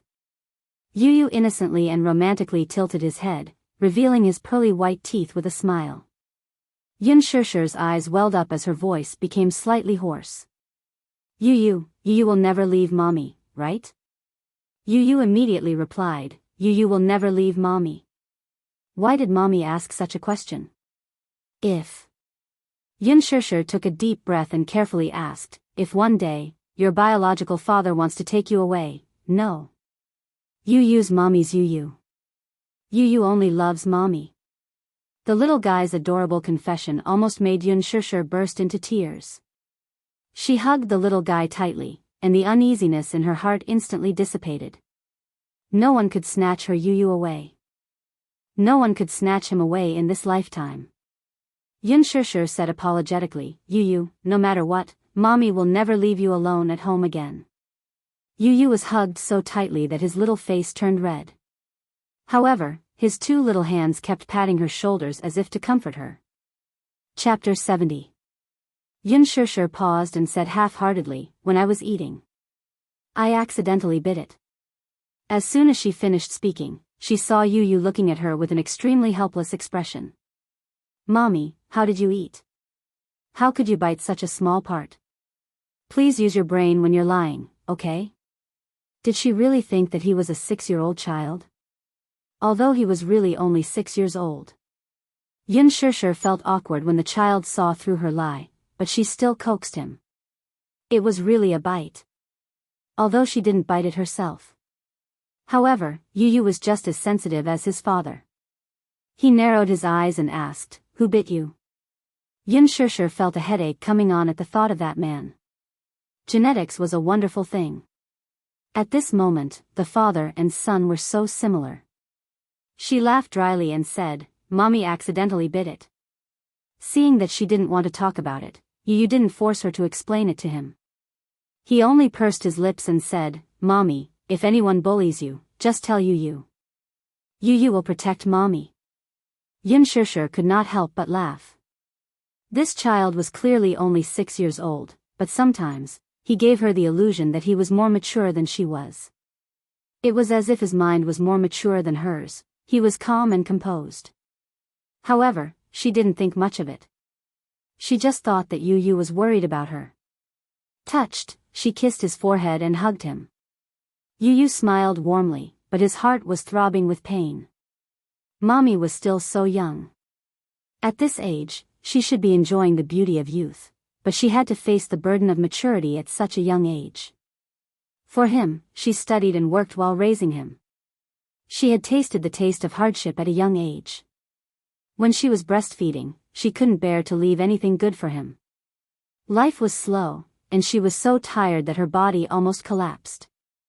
There were many times when he couldn't help but want to tell her that he could take care of the whole family and protect her now. However, he was a little worried. He was worried that if Mommy saw him like this, would she be able to accept it? Would she not look at him like he was a monster? This morning, he flipped through the bills for the past few months and saw a string of shocking numbers on the bills. With just a glance, he couldn't help but be shocked. The place they rented was an apartment near the school district in the city center. The environment was elegant, and most importantly, it was safe. Not to mention the shockingly high rent for the time being, just the monthly property management fees and utilities were shockingly expensive.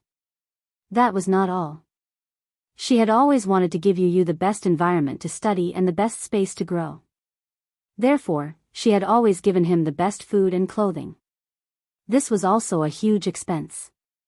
After deducting this from her monthly salary, there was very little left.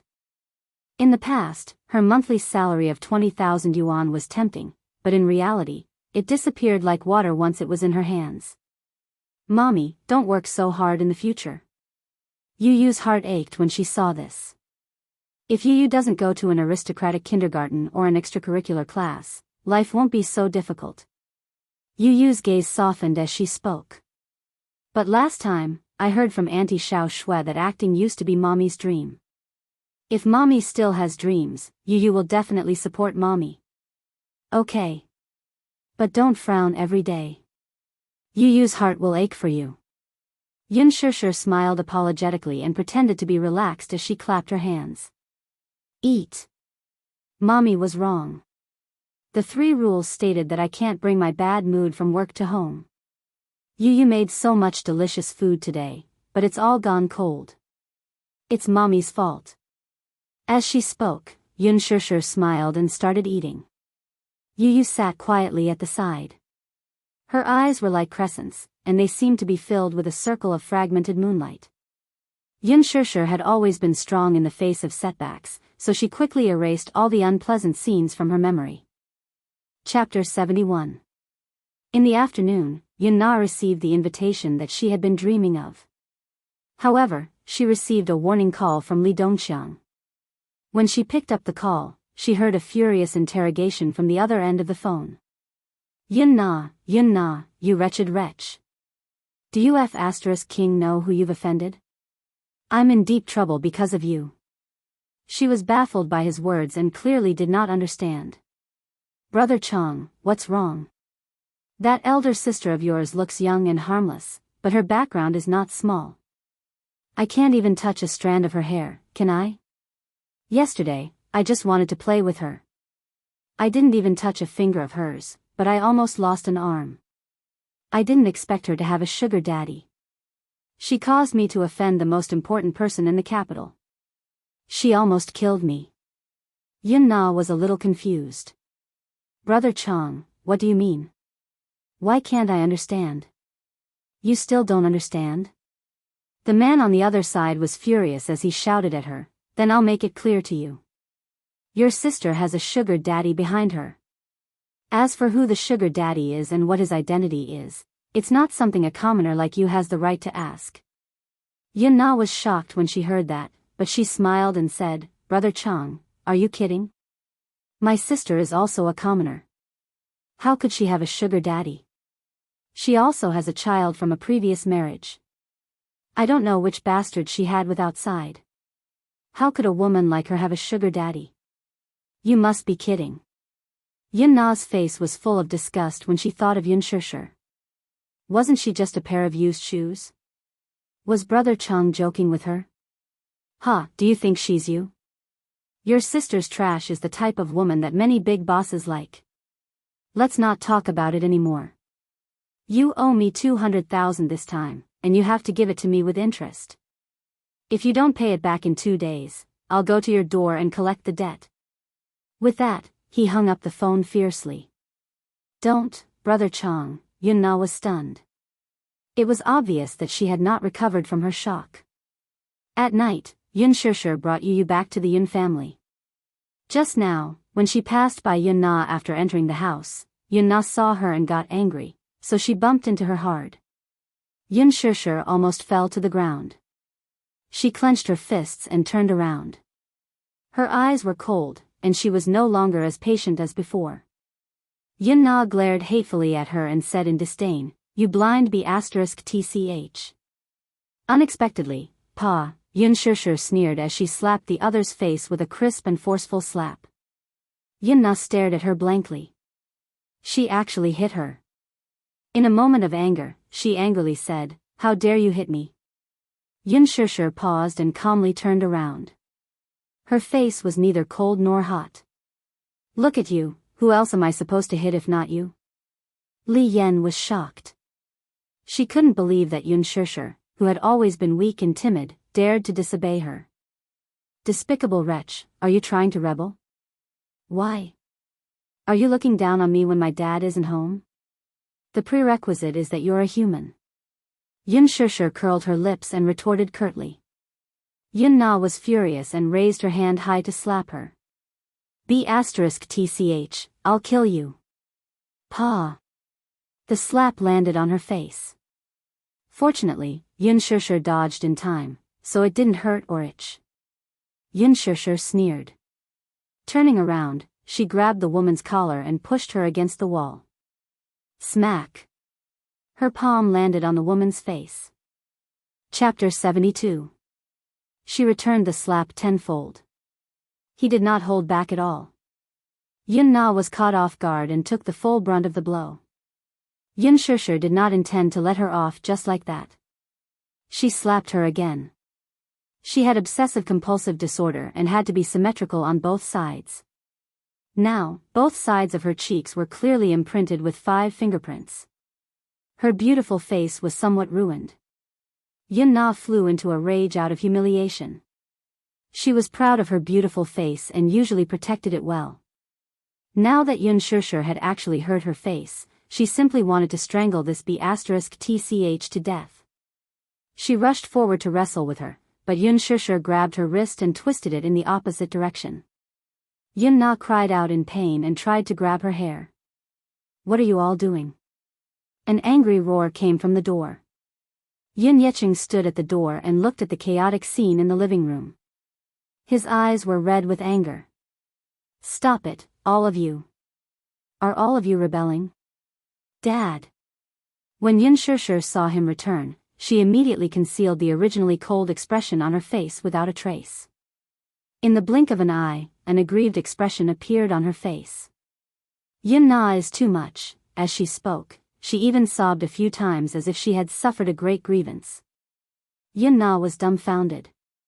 With Yun Shishir's character in the past, she would swallow her teeth and never complain to Yun Tianho, no matter how aggrieved she was. Now, she had learned to pretend to be innocent. Yun Na was flustered. Her face was still burning. Who was the one who had gone overboard? Her weakness and helplessness were truly piercing and pitiful. Anyone who saw such a pitiful look would feel heartache. Yun Yecheng was even more heartbroken when he saw this. A pair of sharp eyes glared fiercely at Yun Na, causing her to shudder involuntarily. Hearing the strange noise, Li Qin walked out of the room and saw the scene. She saw the swollen fingerprints on her daughter's face. "Mom. This B***tch hit me. She even called me a B***tch. Who are you calling a B***tch? Li Qin was furious when she heard this.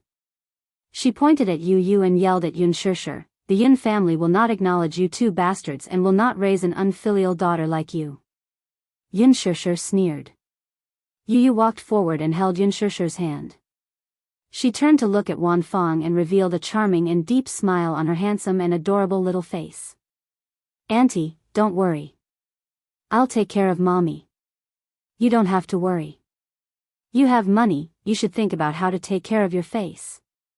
Hearing this, Li Qin's, Li's, Yun Shishir's. She was originally beautiful, but after giving birth to Yun Na, stretch marks appeared on her face. In addition, she was middle-aged, and her appearance was no longer as beautiful as when she was young. No matter how she maintained her beauty, it was useless. Yu Yu's poisonous tongue stabbed right into her sore spot. Look at this child. She looked so innocent and adorable at such a young age, yet she could say such vicious words. She choked on her words. Yu looked up and tugged at Yun Shusher's sleeve. Her tender voice was innocent and harmless. Mommy, do you know what disgusting means when the disgusting mommy opens the door for disgusting? Yun Shusher asked with a smile, what does it mean? Yu glanced at the mother and daughter nonchalantly and said, it's disgusting to the core. Hearing this, Li Qin realized that the child was mocking her. Furious, she rushed forward and raised her hand to slap Yu, but Yun Shusher grabbed her wrist. You unfilial daughter. How dare you hit my daughter? Do you want to hit me as well? Yecheng, look at Nana's face. It was slapped by this little b*tch. Without waiting for him to respond, she lifted her head to look at him. Yes. I slapped her. But your daughter is restless outside. She gambles and takes drugs. She's in debt and caused me to lose my job. Yesterday, she almost caused me to. She did not continue speaking in her embarrassment. You can say that I'm born to a mother but not raised by one. You can say that I live and eat your food, but I'm not a lowly servant who has to listen to your whims and be used by you. I have my dignity. How can you enslave me like this? Yun Shusher said with forbearance. Chapter 73. Li Qin was speechless for a moment. These words coming out of her mouth were what Li Qin had told her in the past, and she actually remembered them all. In the past, Yun Shusher was too weak and could be bullied by any Tom, Dick, or Harry. Things were different now. She would no longer tolerate and give them a taste of their own medicine. Whatever they had treated her in the past, she would return it to them one by one. Li Qin could not take it anymore. She walked over and grabbed her arm, but before she could speak, Yun Shusher glanced coldly at Li Qin's hand on her shoulder and expressionlessly ordered, "Take your hand off me." Her tone was filled with inviolable arrogance. Li Qin was stunned and widened her eyes in shock. She was infuriated by her cold attitude. Do you still see me as your mother? Yun Shusher snorted inwardly, but she put on a sweet smile and said, Didn't you say that I was born without a mother? You've never admitted that I'm your daughter, but now you're asking me if I see you in my eyes? Li Qin finally could not take it anymore and said unhappily, Humph. It's a good thing that your mother didn't raise you when she gave birth to you. Otherwise, she'd be angered to death to see you bring back a little b*****starred child. Yun Shusher's cold eyes revealed a dangerous look. Ha! You should be more concerned about your daughter. Ask her what trouble she has caused you outside. Yun Na hurriedly fanned the flames and said, Dad. Look at that. She's framing me. Yun Shusher, you b****tch. Not only did you hook up with other men outside, you even imitated others and gave birth to a child out of wedlock and even brought back an illegitimate child. How unfilial. How many people will point fingers at the Yun family if this matter gets out? They'll say that the daughter of the Yun family was spoiled by men outside and gave birth to a b****starred child alone. Now, you're here to frame me for taking drugs outside. Do you have any evidence? This Yun Na had always been good at putting on a show. She was a two-faced villain behind the scenes. Ever since she was young, she liked to tease her, bully her, and ostracize her along with Li Qin. She even deliberately made up stories about her in front of Yun Yecheng to sow discord between them. Dad, do you believe her, or do you believe me? Yun Shusher stared at him, determined not to give in this time. Dad! Don't listen to this bitch's nonsense. You have to believe me, I'm your biological daughter. Shut up. Yun Yecheng could no longer hold himself back. He had always believed in Yun Shusher unconditionally because he had always seen her compromise for the greater good. He did not expect that she had suffered so much when he was not at home. Li Qin, I think you're getting worse and worse. Shusher is still a child. You're so cruel and merciless. Where's your conscience? When Yun Yicheng saw that Yun Na was not retorting and was only cowering in a corner guiltily, he naturally understood that she was feeling guilty. Sure. Gambling and taking drugs? Yun Na, you've really made Dad proud. It's not like that.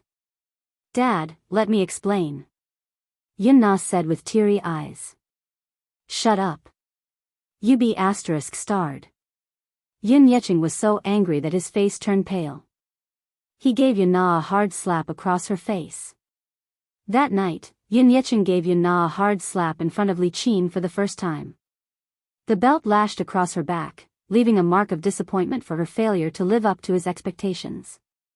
Even after leaving the Yun residence, Yun Shishir could still hear the hoarse sobs of Yun Na, who was kneeling outside the living room door. Since she was young until now, Yun Na had never suffered such humiliation, and she probably hated him to the bone now. These punishments were nothing to Yun Shishir. The things that Li Qin and Yun Na had done to her in the past were still engraved in her mind. Needle pricks, palm slaps, hair tearing. Chapter 74. In the taxi back to the apartment, Yu crossed his arms in front of his chest, looking a little unhappy. Seeing his gloomy expression, Yun Shishir reached out to pinch his tender cheeks. Yu, what's wrong? Are you unhappy? Yu snorted coldly. Mommy, they're all bullying you. I hate them. I hate Grandma. Yun Shishir frowned. She knew that Yu's heart ached for her. Although this child was usually gentle and cute in front of her, she had long sensed that Yu was different from other children since he was young. Due to the hardships of his childhood, he was sometimes mature from a young age. In addition, he was born smart, so he could understand her situation very well. He was sensible and obedient, rarely being willful, and he was always on her side. She patted his little head and smiled. Mommy is the happiest person in the world with Yu, so don't bother about them. Yu pursed his lips and cupped Yun Lan's cheeks with his little hands. Mommy, don't be sad. If anyone makes Mommy angry in the future, Yu won't be polite to them. Yun Shishir didn't take it seriously and only thought that he was joking. She couldn't help but laugh and tease him. Yu, good boy. Mommy didn't dote on Yu for nothing. Yu raised his brows and his tender lips curled up elegantly. A trace of mesmerizing gentleness flashed across his dark jade-like eyes. As long as Mommy is happy, Yu is willing to do anything. A devilish smile flashed across Yu's eyes. Mommy, Yu can really protect you. When the mother and son returned to the apartment, the manager called and asked her to attend a drinking party at the Crown Hotel. She hurried over. The huge Crown Hotel was luxuriously decorated and dazzling. Yun Shishir originally planned to sleep, but the company called and said that the artist she was in charge of was going to have dinner with a big boss, so she was asked to come over and take care of it. As she was rushing towards the banquet, she suddenly caught a glimpse of an extremely familiar figure in the luxurious corridor covered with red carpets. At the end of the corridor, a little boy of about 5 or 6 years old was walking slowly with a servant following him. His figure and back were shockingly similar to Yu's. Yun Shishir's heart was startled and frightened. Unexpectedly, she followed him like a ghost. She was very careful and did not make any sound as she walked on the expensive carpet. However, the handsome boy's hearing was amazing. He turned around alertly and bumped into Yun Shishir. Her perplexed gaze fell on the boy's handsome and tender face. In that instant, her heart surged. Yu.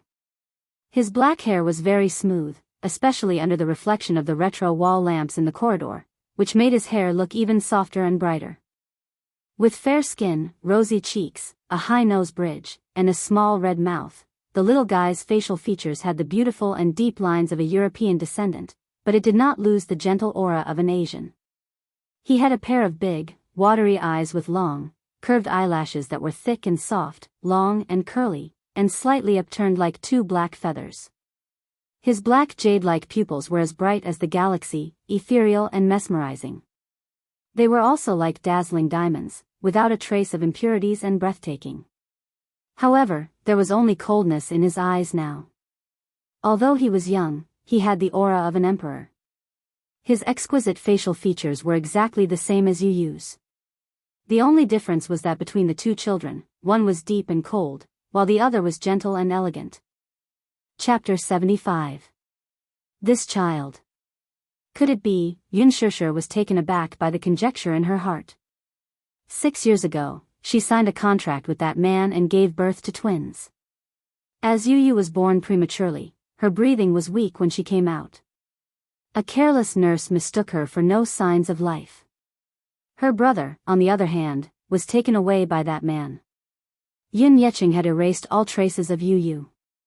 It was already a blessing for her to be able to keep Yu Yu by her side. However, as a mother, she could not afford to ignore her own flesh and blood. For the past 6 years, she had been secretly sketching the outline of another child she had never met in her mind. This child must be very similar to Yu Yu. He must have the same eyes, nose, and beautiful face as Yu Yu. However, he didn't expect that the two children were so similar that they were carved from the same mold. Yun Shishir stared at him in a daze. Unknowingly, tears welled up in her eyes. She never thought that she would be able to see this child again in this lifetime. There seemed to be an intimate bond between mother and son. It was like a bond. Mu Yichen's character was like Mu Yaja's. He never liked a stranger staring at him so blatantly. However, looking at this woman who was suddenly defeated in front of him with tears streaming down her face, his cold and hard heart softened in an instant. Who are you? Mu Yichen turned around and sized her up suspiciously with a wary look on his face. Yun Shishir heard his young voice, which was very similar to Yu Yu's. For a moment, she could not help but walk toward him. Mu Yichen retreated vigilantly, subconsciously not letting her near him. The few helpers standing behind him hurriedly blocked Yun Shishir's path when they saw her approaching. Who are you? You're not allowed to go near the young master. Yun Shishir opened her mouth but was tongue-tied for a moment. That's right. Who was she? Did she think that she could recognize this child? But his own flesh and blood was right in front of him, yet he couldn't recognize him. What kind of pain was this? What kind of irony was this? She smiled and said calmly, "Don't worry, I'm not a bad person. I won't hurt you." Mu Yichen's heart was warmed by his mother's gentle smile. He had never seen such a warm smile before. For as long as he could remember, his father rarely smiled in front of him. On the other hand, his mommy often smiled at him, but there were too many complicated things in her smile, which sent chills down his spine. For the first time in his life, this strange woman made him feel the tenderness of a mother. In an instant, a white light flashed in his mind, as if too many thoughts had entered his mind. But they were strangers after all, so he didn't show any signs of closeness. Then why are you staring at me? I don't like it. Mu Yichen warned her, but his tone was not as cold as usual. It was only faint and emotionless. Yun Shishir smiled and was about to reply when an unfamiliar female voice came from behind her. Who's standing there? Yun Shishir turned her head in shock, only to see an elegantly dressed woman standing behind her, coldly sizing her up. However, the moment Yun Shishir turned around, that woman instantly raised her guard. Yun Shishir. Chapter 76. Mu Wanru was shocked. She didn't expect to meet her again here. After not seeing her for more than 10 years, the weak and helpless girl in her memory had grown into a beautiful, pure, and refined girl. The peaceful years didn't seem to have left any traces on her body.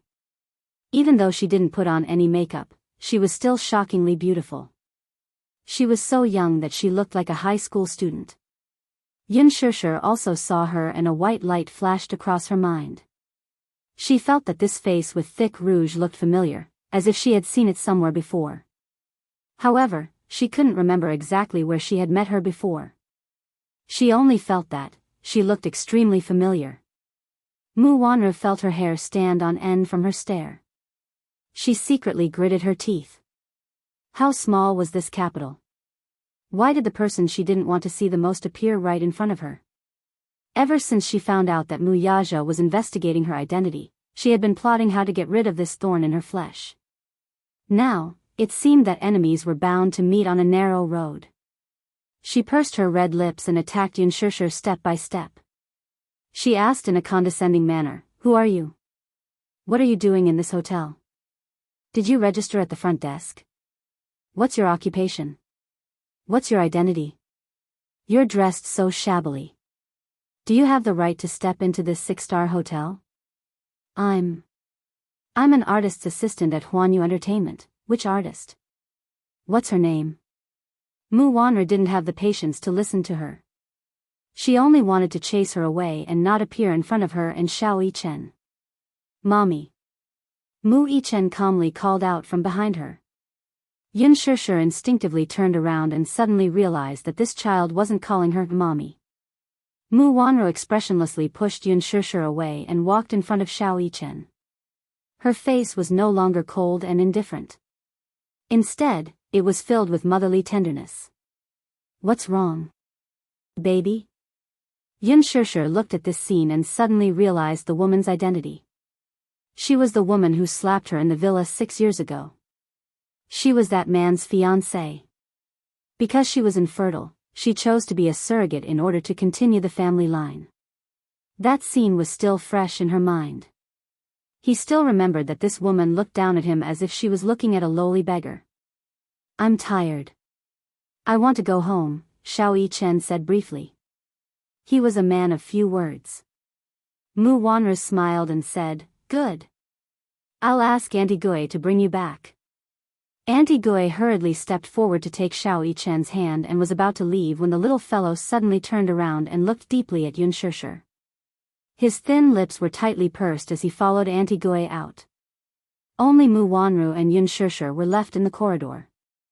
Xianxia reluctantly looked at Xiao Yichen's receding figure.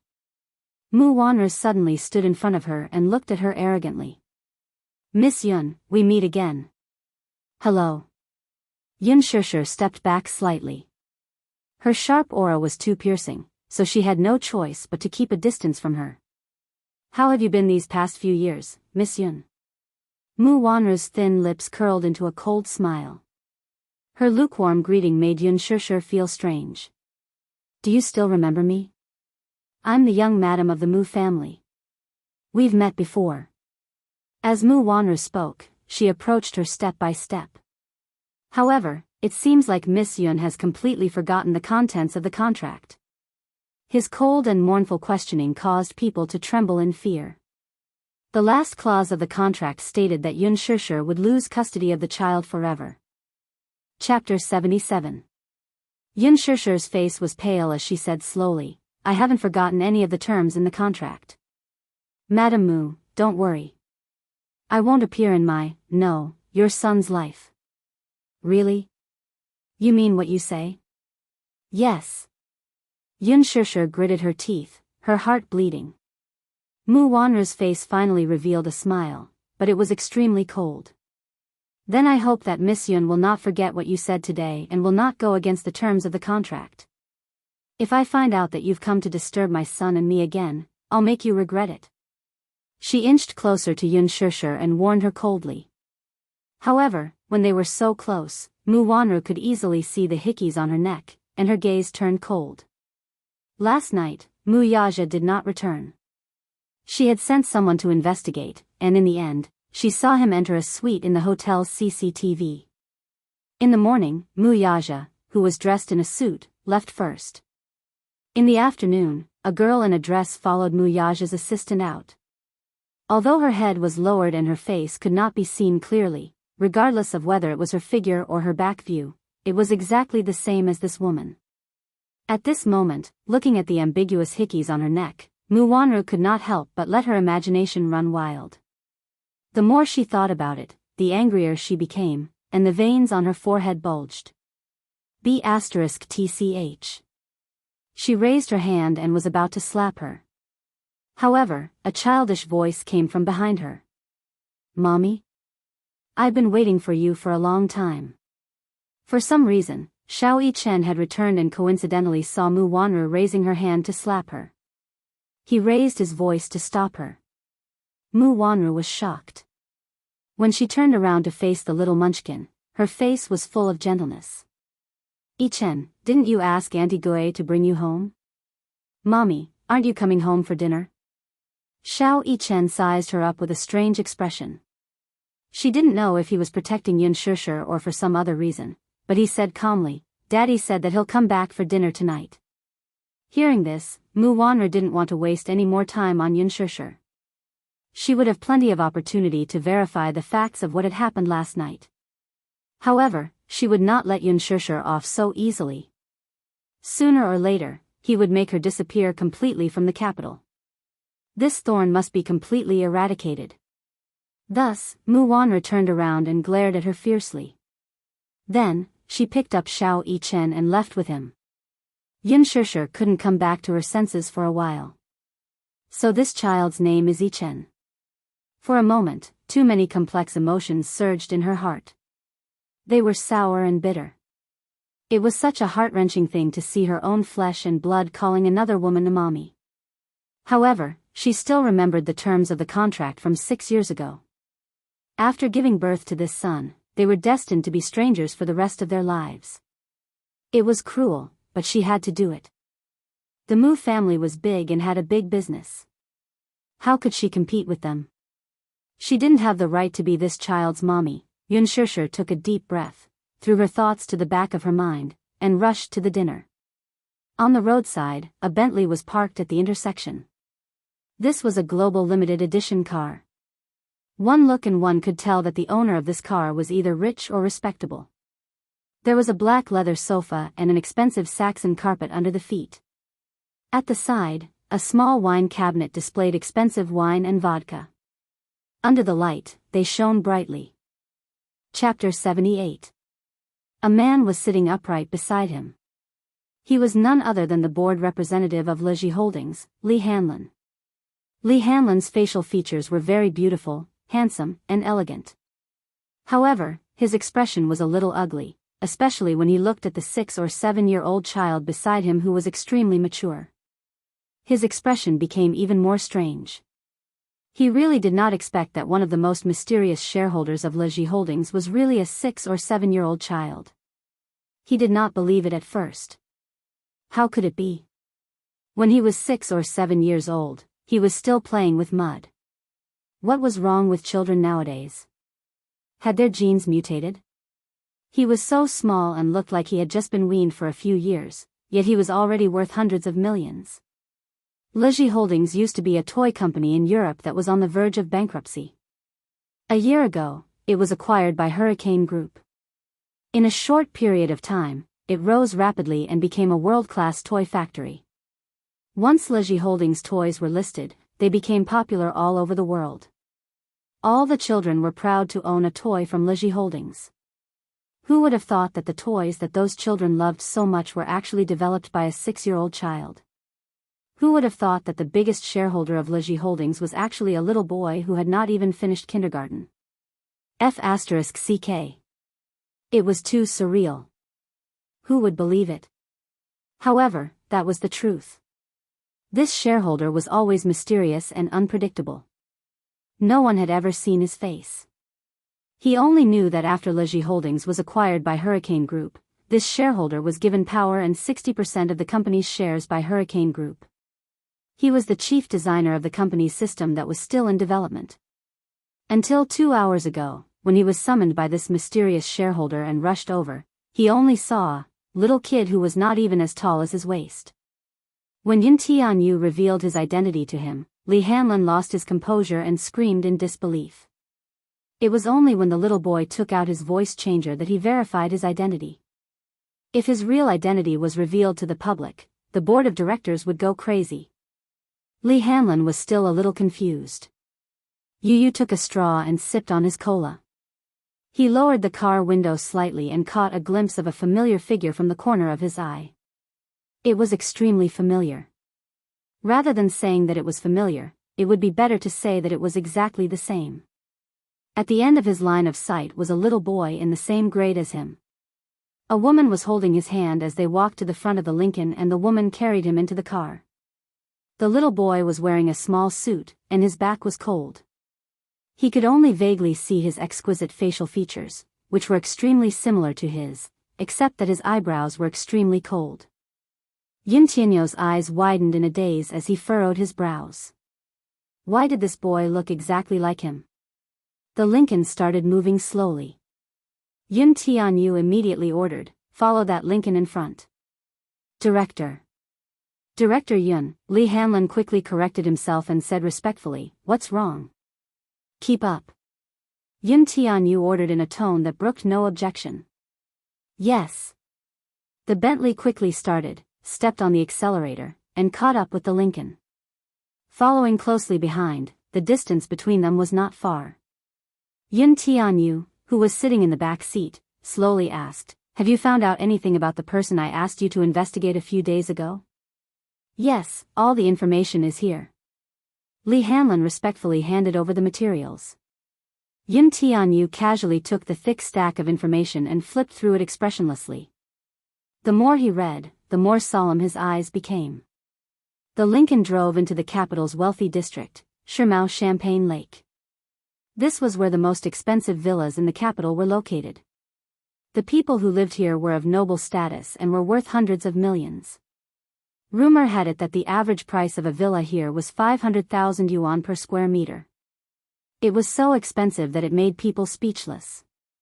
The Lincoln limousine drove in without any obstructions. The Bentley was stopped at the entrance, however.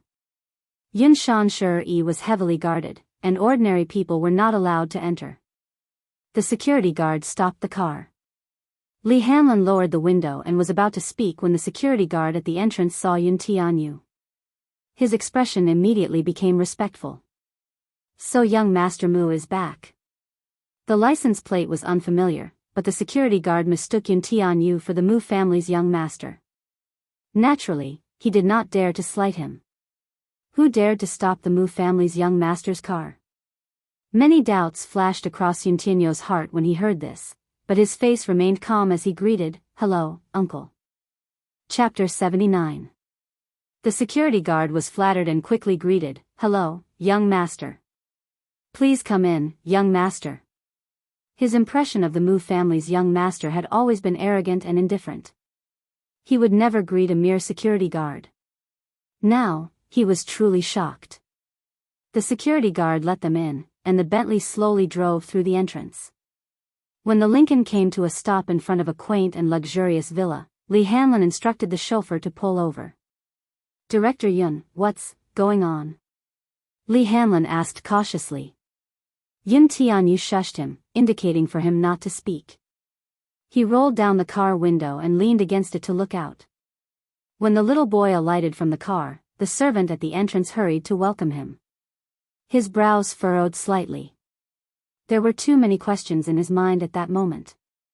Mu Wanru alighted from the car as well. When she looked up, she saw Mu Yaja standing at the entrance. He was tall and imposing, but without his suit, he did not seem to be the empire's elite in the business world. His snow-white shirt accentuated his exquisite features. The night was bleak and hazy. All the floor lights in the villa's courtyard were lit. The atmosphere was warm. Mu Yaja squatted down slightly and smiled gently at Mu Yichen. He rarely smiled. Usually, he did not smile and always gave others the impression of coldness. However, it was only in front of Xiao Yichen that he would show this rare tenderness. His beautiful almond-shaped eyes were deep and mesmerizing, and his sexy thin lips curved into a doting smile. It was simply irresistible. A father's warmth was like a harbor, it made one feel incomparably at ease. He flew to North America the day before yesterday to attend a meeting, so he hurried back home after returning. Xiao Yichen was originally angry with him. He waited for him the whole night, but he did not return. His daddy actually did not keep his promise. Accompanying him for dinner, doing his homework, and not talking about work at home were the 3 rules, but he did not abide by them. However, under Mu Yaja's doting gaze, the accumulated haze in Xiao Yichen's heart finally dissipated. The little guy rushed into the man's arms and wrapped his little hands around Mu Yaja's elegant neck. He muttered, "Daddy." Yun Tianyu, who was sitting in the car, stared at her in a daze. His eyes were unnoticeably moist. However, when he saw Mu Yaja take out a beautifully wrapped gift from behind him, Xiao Yichen opened it in surprise. It was the remote-controlled racing car that he had been looking forward to. It was Liji's best-selling toy for the new season, and many children dreamed of owning one. Wow! This is Liji TK01 smart remote-controlled racing car. Thank you, Daddy. I'm so happy. Mu Wanru slowly walked over, squatted down beside Xiao Yichen, and kissed his forehead. Baby, let Daddy assemble it with you, okay? All right. Mu Yaja smiled dotingly. Baby, have you forgiven Daddy, N. Daddy is the best. Yichen loves Daddy the most. This heartwarming scene undoubtedly stung Yuntianyo's eyes. It turned out that a father was such a warm existence. The TK01 smart remote-controlled racing car was a product that Yu had painstakingly designed. When it was put into production, the online pre-orders had exceeded hundreds of thousands. The one he saw at the mall that time was just a domestic imitation of a remote-controlled racing car. He was only researching it, but he did not expect his mommy to mistakenly think that he liked it and insisted on buying it. In fact, he did not like toys. He was no longer interested in these things, which were somewhat childish to him. What he envied was having a daddy who could patiently assemble and play with him. What he yearned for was merely companionship. Chapter 80. What he yearned for was merely companionship. Yun Tianyo's little hand gripped the window sill, his eyes filled with desolation. He did not even know what to do. All these years, he had thought that he did not have a father, but now, his father was right in front of him. Just like how Yun Shishir would always picture a child she had never met before in her heart. More than once, he had pictured his father's silhouette in his mind. He must be very tall, with good-looking eyes and a tall nose. He must look dashing in a suit. That was because his kindergarten teacher always praised him for his good looks. His father must be even more dashing. In fact, this man was really handsome. Even he was mesmerized by him. In his heart, he was also looking forward to it. How great would it have been if he had been his father 6 years ago? Unfortunately, Yun Shishir's gentle words suddenly echoed in Yu Yu's mind. Yu will never leave Mommy, right? Yes. He would never leave Mommy, never. He was Mommy's little god of warmth. He wanted to protect Mommy and not let anyone hurt her. Even if it was his biological father, he would never allow it. Yu lowered his eyelids to hide the longing that flashed across his eyes as he slowly rolled up the car window. Mu Yaja carried Xiao Yichen and dotingly caressed his little head. From the corner of his eye, he caught sight of an unfamiliar Bentley. He followed his line of sight and saw a Bentley slowly driving away. He could vaguely see a lonely silhouette through the car window. A child of about 6 years old was sitting in the back seat lazily with his head propped up. His eyes were downcast, and he looked a little lonely. His heart skipped a beat as if he had lost something important. Even his breathing stopped for an inch. Xiao Yichen raised his head and saw his father looking into the distance in a daze. He frowned and asked, "Daddy, what's wrong?" Nothing." Mu Yaja lowered his head and curled his lips, but he was clearly distracted. The banquet was arranged in a VIP private room. Yun Shishir had just opened the door when she accidentally bumped into a lively scene. He saw Han Jingyi sitting in the arms of a fat middle-aged man, hitting the man's shoulder and acting coquettishly. Her shoulders were slightly exposed, and her attire was sexy and alluring. The circle of people sitting around her had a tacit understanding of each other. They just sat on the side and chatted wittily, as if they were already used to this erotic scene. In the circle, there were many unrestrained scenes. They were already used to it. The middle-aged man who was hugging Han Jingyi was the big boss of a real estate development company, Yan Liangxiong. He had a strong net worth and quite a bit of status. He was the one who had raised Han Jingyi to the top. Yun Shishir was not used to such a scene, but she forced herself to fit in as soon as possible and sat beside Han Jingyi. However, the moment he walked in, the atmosphere in the room changed slightly. Originally, Han Jingyi was a young model who had graduated from an art school. Although she was inexperienced, she knew the rules of the entertainment industry and knew the rules. With her good looks, she signed a contract with Huanyu Entertainment. However, after a year of debut, she did not receive any resources and remained unknown. Chapter 81. Yan Liangxiong was obsessed with beauty, and he especially liked young models like Han Jingyi, who had a slim figure and a sweet appearance.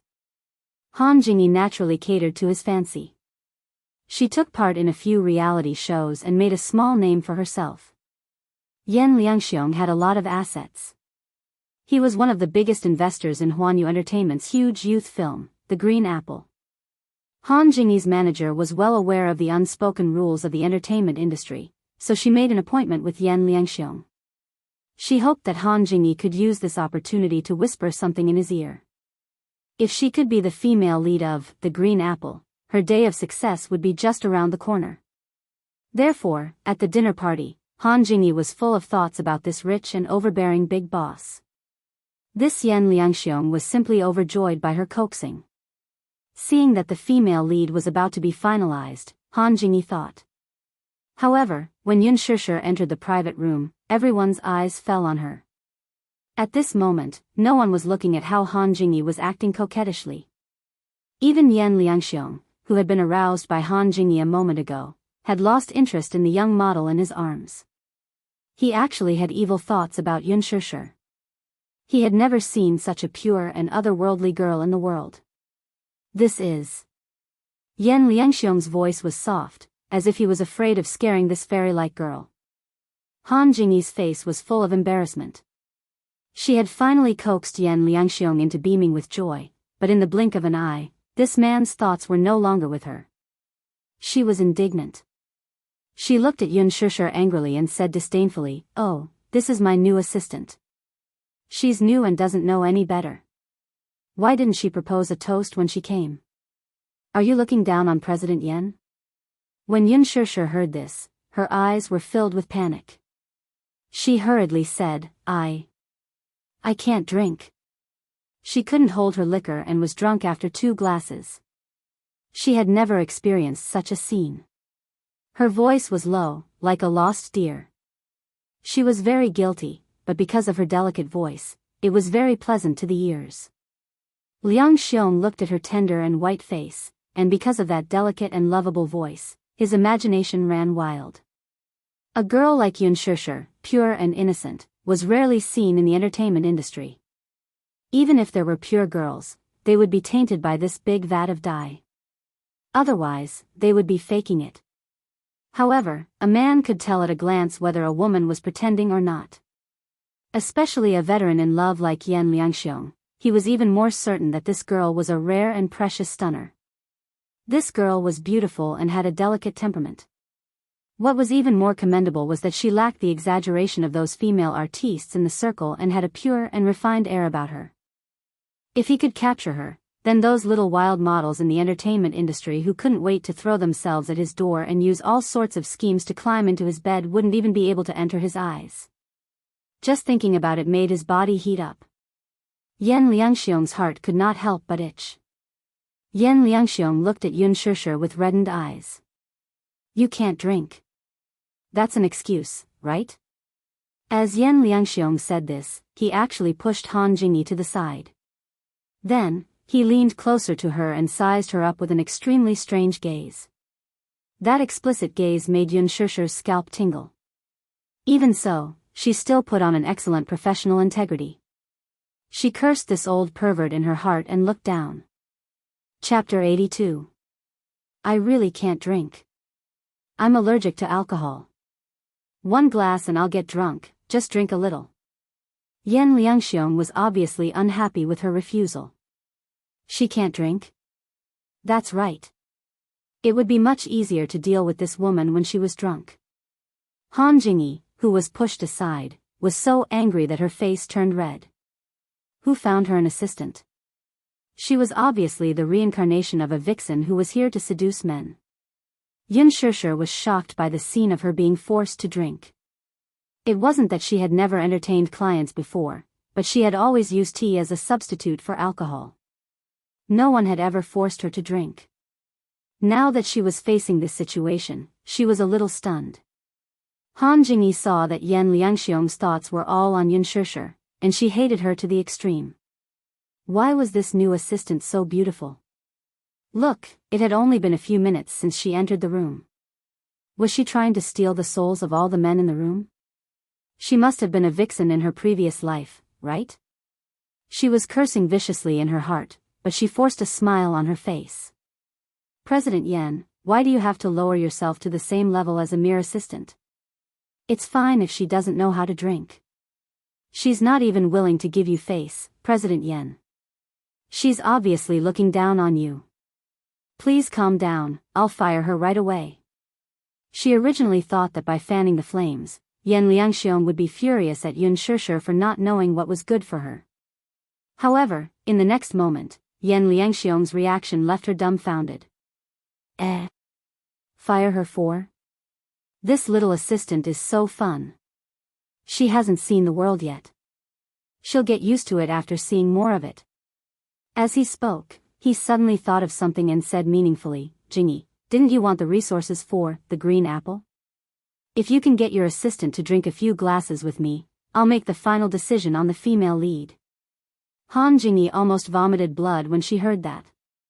She was about to vomit blood. This movie could be said to be a star-studded movie. Many A-list female stars were lining up to be cast, but none of them were able to make it. After much persuasion, she was lucky enough to hook up with a rich big boss who happened to be the investor of this movie. She was already wild with joy. In order to get the resources for the female lead, she had pestered him many times. She had tried to coax and pester him several times, but to no avail. How could he just let this Yun Shishir accompany him for a few drinks and seal the deal? No matter how stupid a person was, they knew what Yan Liangxiong was thinking about Yun Shishir. Han Jingyi was so angry that she wanted to flip the table. The smile on her face was almost distorted. She had racked her brains to get him and tried her best to climb into his bed, but in the end, she couldn't even compare to a few glasses of wine from an unknown Yun Shishir. It was obvious that he wanted to send her flying.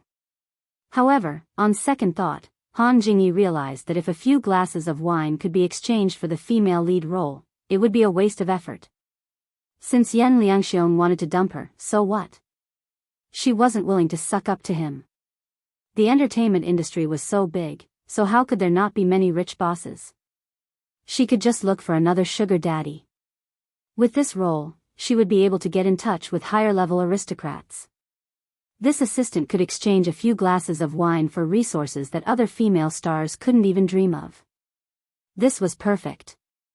As she thought about it, Han Jingyi persuaded, I say, newcomer, you should drink a few glasses with President Yan. Take it as giving President Yan face. If he's happy, he won't treat you badly. With that, Han Jingyi mouthed to her, if you don't drink, I'll fire you. Chapter 83. Can I have a glass of wine? I can only drink one glass. Yun Shishir said carefully. Yan Liangxiong liked to look at her tender expression and laughed heartily. Okay. One glass it is. You have to drink it all in one go, or it won't count. Yun Shishir gritted her teeth and made up her mind. She picked up the glass of wine in front of her and drank it all in one go. With just one glass, she choked until her face and ears turned red, and a blush appeared on her ears. Woo! This wine was extremely spicy. Her eyes turned red, and her body suddenly heated up. Looking at her flushed face, Yan Liangxiong's eyes were about to stare straight. That burning gaze never left her body, and it stared at her until she felt like she was being pricked by needles.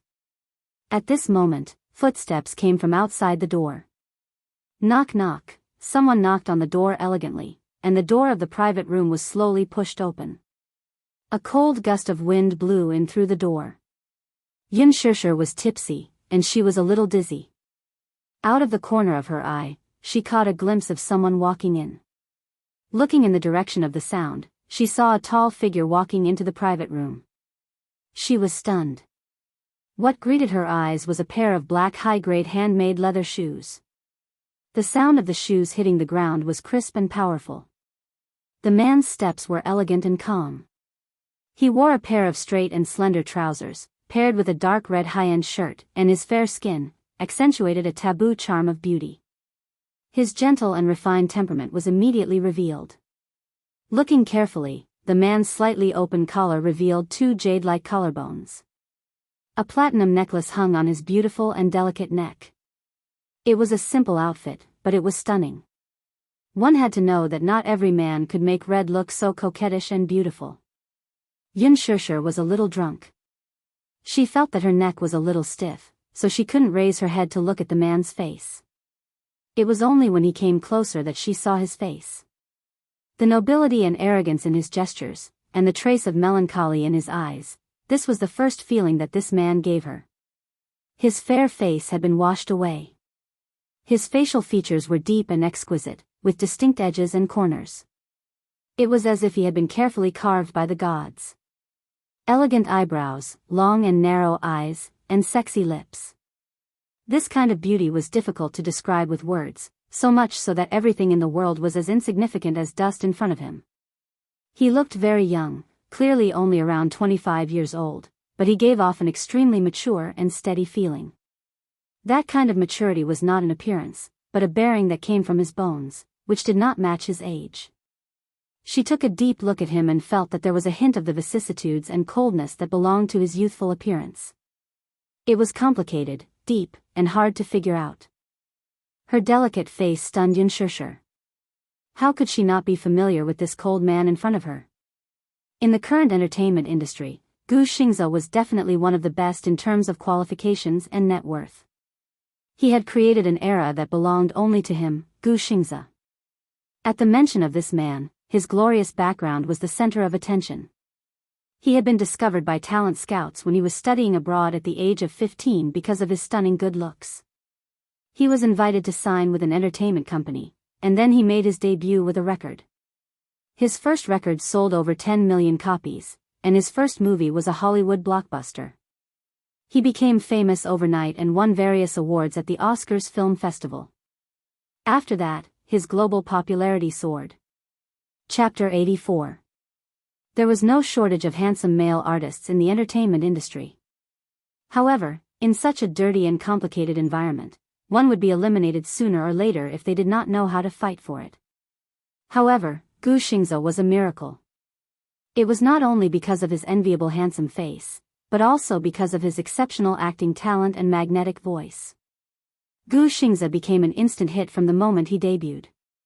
From a handsome and delicate young idol with immature acting and singing skills to a superstar who had dabbled in all three fields of film, television, and singing, he had 10 platinum records and was even known as the box office bomb at the beginning of the century. Whether it was his acting or singing skills, he had already honed them to perfection. In the 10 years since his debut, Xianxia had become an immortal legend in the entertainment industry. He was also the only person who could represent the domestic entertainment industry and was a milestone in the domestic entertainment industry. The entertainment industry was filled with waves and sand, but his status as a superstar had not been shaken for 10 years. His journey to stardom had been so smooth that many people were jealous of him. There were countless legends about him. In this industry, 10 years was an era. However, the end of Xianxia's era was still far away. But why would he appear here? Once he saw him, Yan Liangxiong immediately stood up and greeted him warmly. He shook his hand. His assistant, who was standing beside him, quickly stepped forward and apologized profusely. President Yan, I'm so sorry. It's rush hour now. I'm sorry to have delayed you on the way. Everyone knew that Yan Liangxiong was a person who had a strong sense of time. He had always been prejudiced against people who were late. No one was an exception. It was already late. Xianxia was stuck in traffic when he received his call. He had arranged to meet Xianxia at a hotel to discuss the female lead. Xianxia was also one of the film's producers. Although he was engrossed in memorizing the script and had a hard time coming up with his lines, he did not want to neglect this hard-to-please boss and hurried to meet him. However, he was still a little late. Director Yan, why did you ask to meet me here? Is there a reason? Xianxia was puzzled. The handover had already been settled, the script had been planned, the actors had been decided, and the sponsors had been decided. What else was there to rush him over in such a hurry? Haha. Xianxia, let's sit down and talk. Let me introduce you to someone. Yan Liangxiong turned sideways and invited him to take a seat. Only then did Gu Xingzi notice that there was another woman sitting in the private room. Her posture was elegant and her makeup was exquisite. However, there was no aura around her. There was admiration and yearning in her eyes as she looked at him. Han Jingyi wanted to be his female lead even in her dreams. Although she had debuted for more than a year and had been in the industry for a long time, this was her first time meeting the Heavenly King. The real person was even more dazzling and handsome than the photos in the magazines. Han Jingyi didn't drink much, but she felt a little drunk. Gu Xingzi had the kind of temperament that could intoxicate any woman. How many women yearned for a male god like him? Seeing this, Gu Xingzi could not help but feel suspicious. He looked at Yan Liangxiong meaningfully and waited for him to introduce her. Out of the corner of his eye, his gaze landed on Yun Shishir. At that moment, she was already very drunk, but she stubbornly pursed her lips. Her fingertips were clenched tightly on the table. He did not know what she was angry about. Chapter 85. Han Jingyi wanted to be his female lead even in her dreams. Although she had debuted for more than a year and had been in the industry for a long time, this was her first time seeing the Heavenly King in person. He was even more dazzling and handsome in person than in the photos in the magazines. Han Jingyi did not drink much, but she felt a little drunk. Gu Xingzi had a temperament that could make women drunk. How many women yearned for such a male god? Gu Xingzi saw this and could not help but feel suspicious. He looked at Yan Liangxiong meaningfully, waiting for him to introduce her. Out of the corner of his eye, his gaze landed on Yun Shishir. At this moment, she was already very drunk, but she stubbornly pursed her lips. Her fingertips were clasped tightly on the table, and he did not know what she was angry about. Her eyes were red, and there was a clear mist at the bottom of her eyes. The emotions on her face were constantly changing. Forbearance, stubbornness, embarrassment. At that moment, she seemed to have stunned his gaze. For some reason, a scene from the script seemed to appear in front of Gu Xingzi's eyes. The female lead and the male lead had an argument. They got drunk in the bar, one glass after another, and cried bitterly in the noisy music. In the end, they stubbornly endured it. At that moment, they restrained themselves and their hearts broke without a trace. Yin Shechuan. This girl was Yin Shechuan. Just as he was stunned, Yan Liangxiong interrupted his daze. Xingzi, let me introduce you. This is Huanyu Entertainment's new artiste, Han Jingyi. Yan Liangxiong smiled and leaned closer to him, whispering, Xingzi, you've met her. She's pretty, right? I'm sure she has a bright future ahead of her. Please promote her in the future. In other words, was he going to support her? Gu Xingzi frowned slightly. His thin lips parted, but he did not say anything in the end. Han Jingyi looked shy and slowly reached out her hand to him. However, Gu Xingzi did not even look at her. He had always been proud and arrogant. He never gave face to people he did not approve of. It just so happened that there were quite a few people in the entertainment industry who fell for such a proud and aloof personality. Speaking of which, no matter how beautiful this Han Jingyi was, she was at most an unknown newcomer, right? There was no spiritual energy in her temperament. She was like an empty puppet. What ability did she have to make Yan Liangxiong praise her so much when she had just debuted? Could it be that he had used the unspoken rules to get to her position? There was contempt in Gu Xingzi's eyes. Beautiful? Is there something wrong with General Manager Yan's taste? Gu Xingzi's mouth was full of poisonous thorns. With her looks, even if President Yan likes her, she won't be able to enter my eyes. President Yan, don't think that you can promote the woman you've slept with just because you want to. It's not up to you to decide the female lead of this movie. You know, I'm also one of the producers of this movie. Yan Liangxiong was taken aback, and his expression turned a little awkward. Ridiculing the woman he was playing with in front of him, more or less put him on the spot. Gu Xingzi had been in the industry for many years. He had a strong backing and a high net worth. Naturally, he did not dare to offend him. However, this kind of humiliation also made him lose face. When Han Jingyi heard this, she was as stiff as a rock. The male idol in her heart actually ridiculed and humiliated her in front of so many people, making her lose face. Chapter 86. Xianxia, don't call me Xianxia. Do we know each other well? Gu Xianxia looked at her coldly. Yan Liangxiong could not put down his pride and immediately gave her a look. Han Jingyi quickly raised her wine glass and toasted him. I'm sorry. Mr. Gu, I don't know how I have offended you. If I have offended you in any way, I hope that you will forgive me. However, her pitiful apology only made Gu Xianxia more disgusted. Don't. The wine you're toasting is dirty. Han Jingyi was stunned. She felt as if she had been smashed to pieces. Earlier, she had heard rumors that Gu Xianxia was as arrogant as a king. Sometimes, he would not give face to those he detested, and his mouth would be poisonous. Now, she had experienced it for herself. Moreover, President Yan, is there something wrong with your taste? This woman is tacky and smells of rouge. How can she play the role of the pure Yin Shechuan? First of all, her appearance is not right.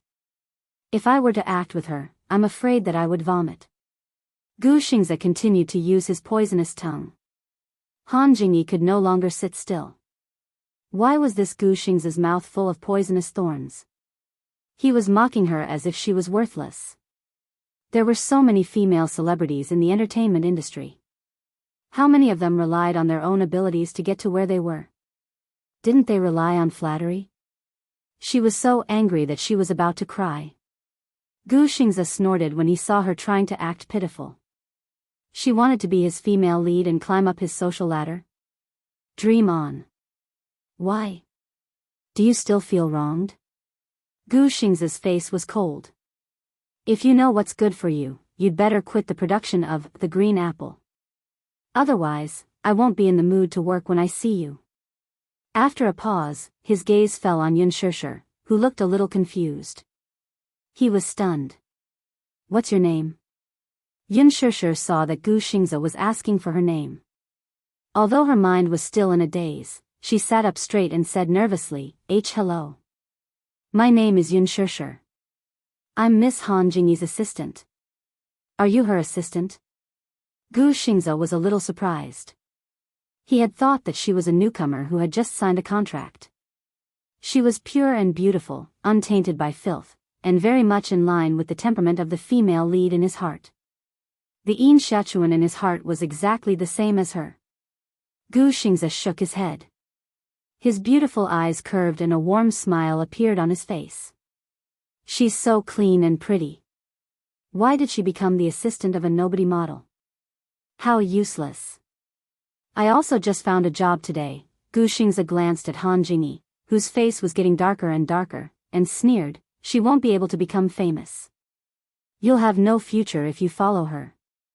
As for you, you're so much prettier than her. If you enter the entertainment industry, you'll definitely be popular.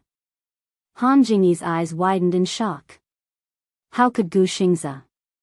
With such a beautiful mouth, he had degraded her to the bottom of the valley, and then praised an unknown assistant to the sky?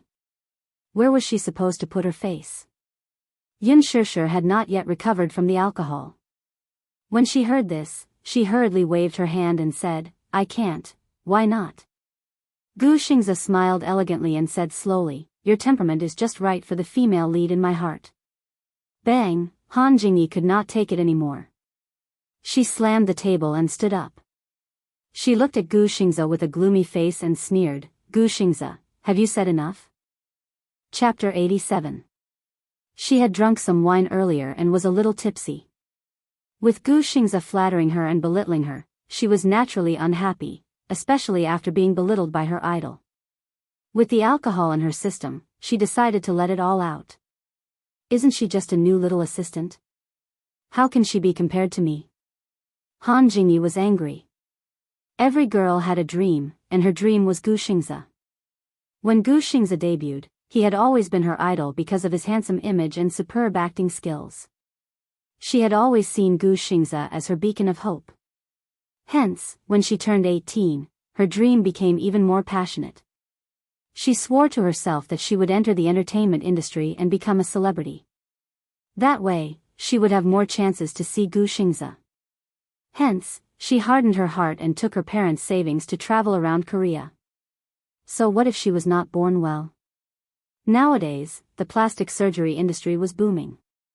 She could get double eyelids, a delicate nose, and a good figure.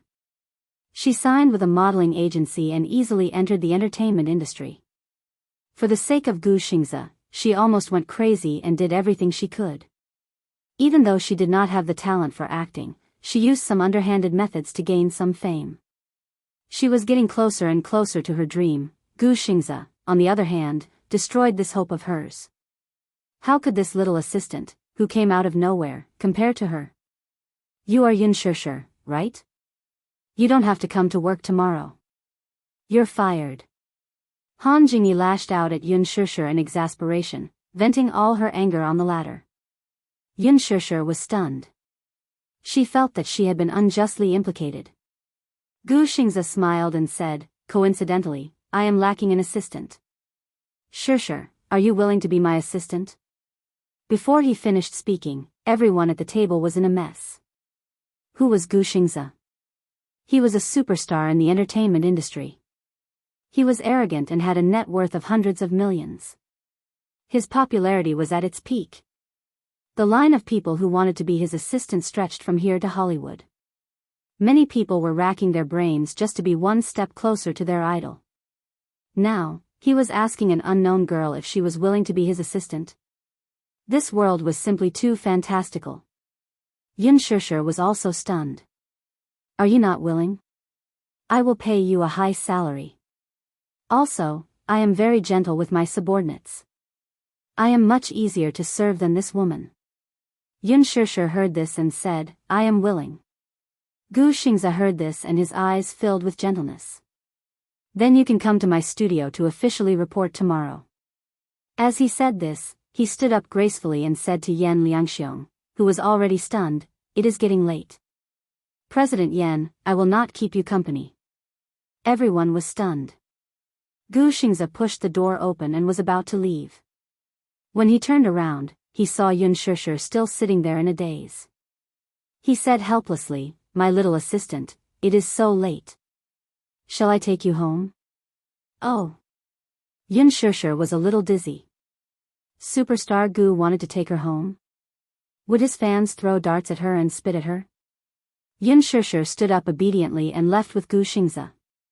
Yan Liangxiong came back to his senses and spat angrily. He was naturally unhappy to see the beauty in his mouth being snatched away from him. Chapter 88. There was someone who was even more unhappy than her. Han Jingyi said, How am I not as good as this B***tch? I think she must be the reincarnation of a vixen, born to seduce men. Forget it, Han Jingyi. You should think of a way out. Yan Liangxiong sneered. After Gu Xingze's words, he couldn't help but think that this woman in front of him was just an ordinary woman. Compared to Yun Shishir, she was nothing. She was like a wildflower by the roadside. He didn't like her. What do you mean? Han Jingyi was confused. You're still a newbie in Huanyu. How dare you go against Gu Xingze? So what? Han Jingyi had already given up on Gu Xingze. Being mocked by her idol was like being stabbed in the heart. I think you don't know the immensity of heaven and earth. Don't you know? Gu Xingze holds 20% of Huanyu Entertainment's shares. He's one of the company's major shareholders. Even I have to act according to his wishes. Who do you think you are? How dare you slam the table with him? Don't even think about working in this industry anymore. Wait for your contract to be terminated tomorrow. What? Gu Xingze is a major shareholder of Huanyu? Oh my God. Han Jingyi gritted her teeth. She was so regretful that her intestines were turning green. President Yan, what should I do? I don't want to be fired. Han Jingyi cried and begged. Humph. I can't save you. Look at you. You have big boobs but no brains. You don't think before you speak. You're making me unhappy. Yan Liangxiong waved his hand and left.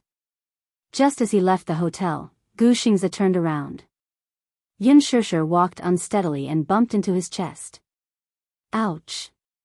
She rubbed her forehead. She was a little dizzy. Gu Xingze pinched Yin Shishir's nose and said helplessly, Silly girl, why don't you thank me for saving you from the tiger's den? What do you mean? Yin Shishir was still a little confused. Naturally, she didn't understand the meaning of her words.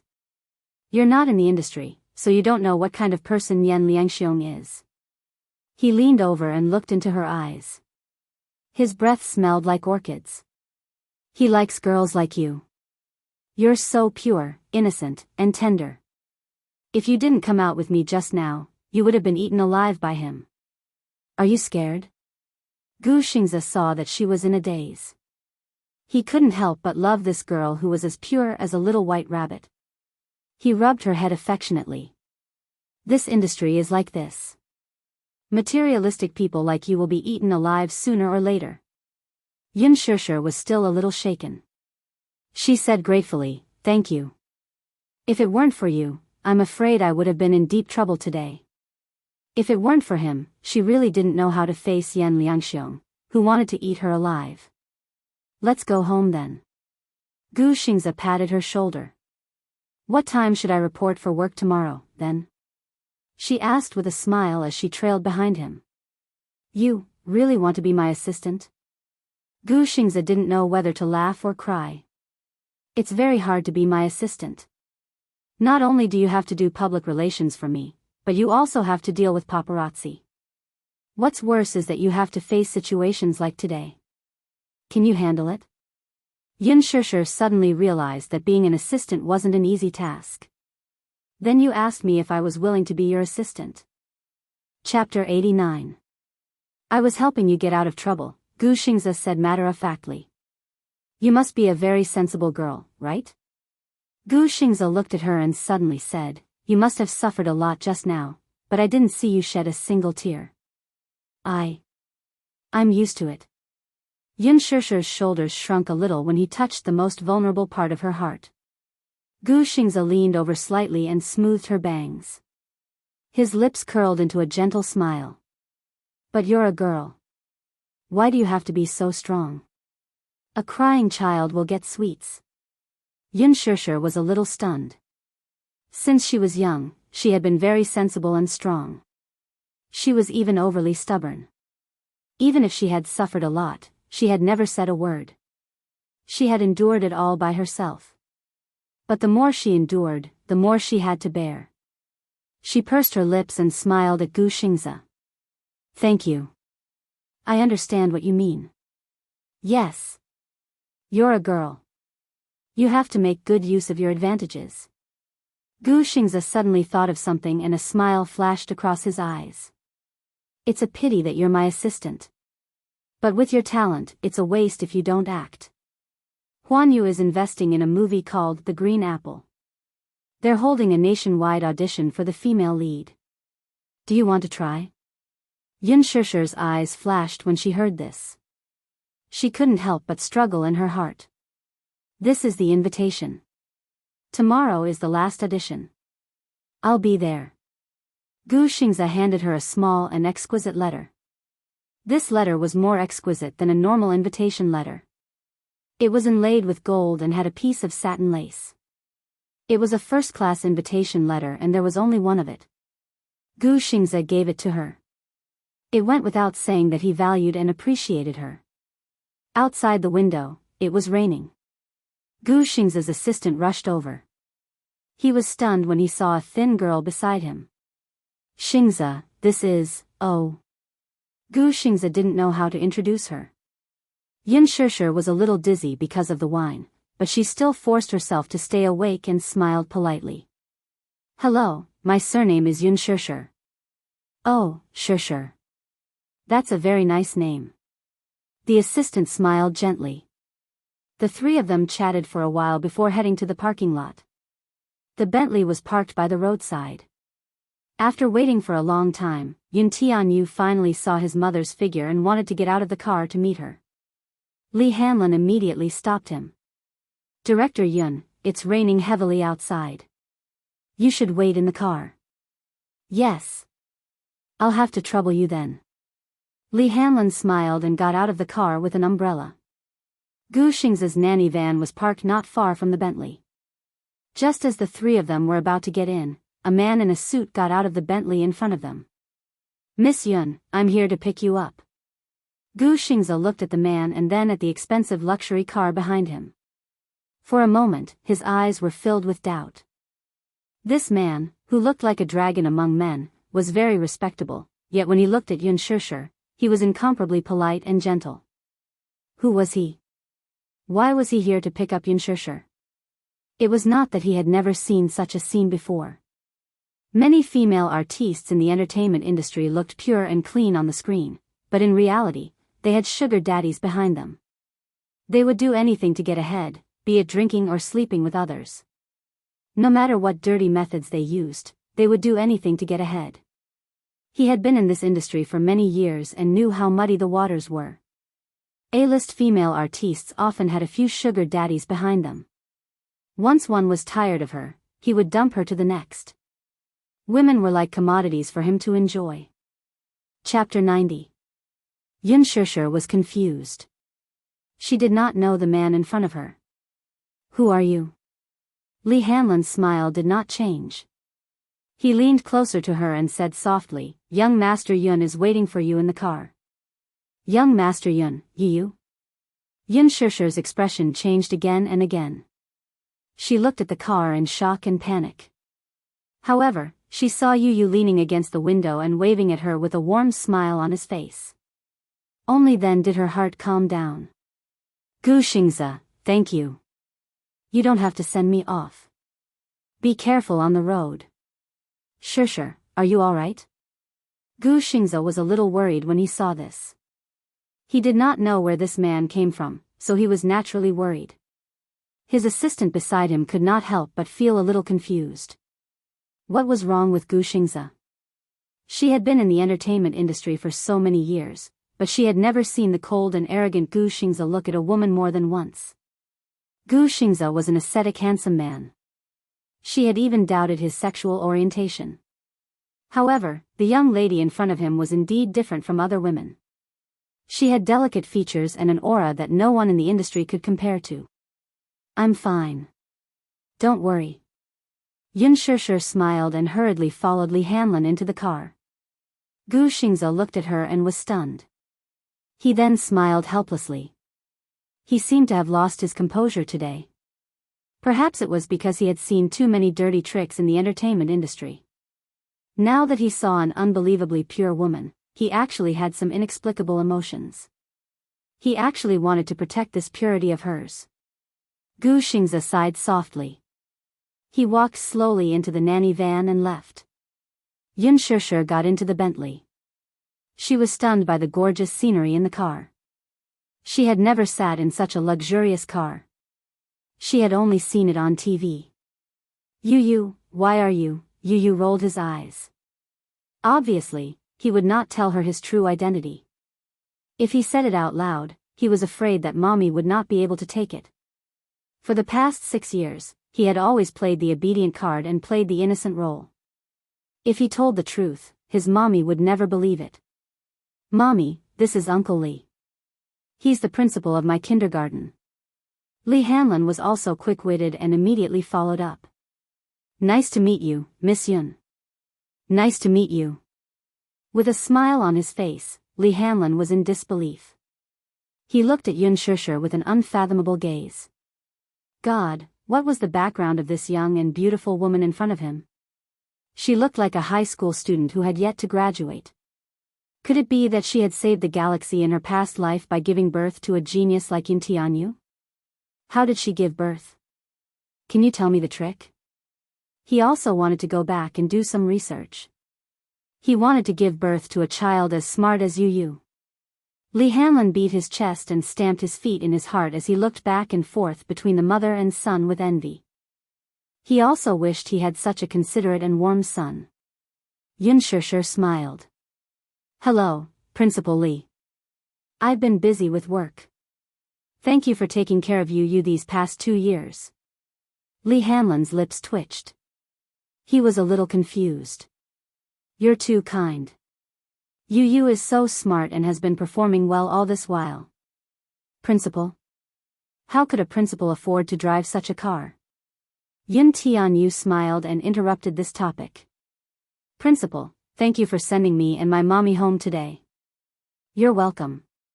Li Hanlin smiled and immediately instructed the chauffeur to start the car. The Bentley slowly started moving. However, the three were unaware of it.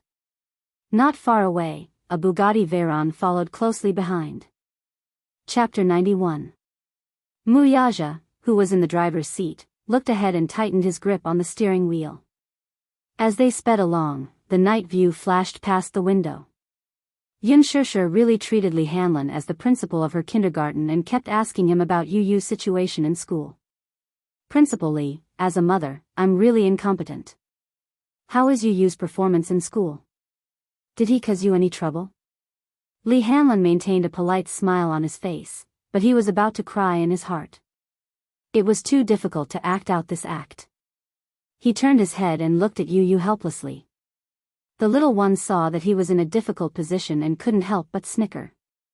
His beautiful eyes curved into crescents and he looked exceptionally beautiful.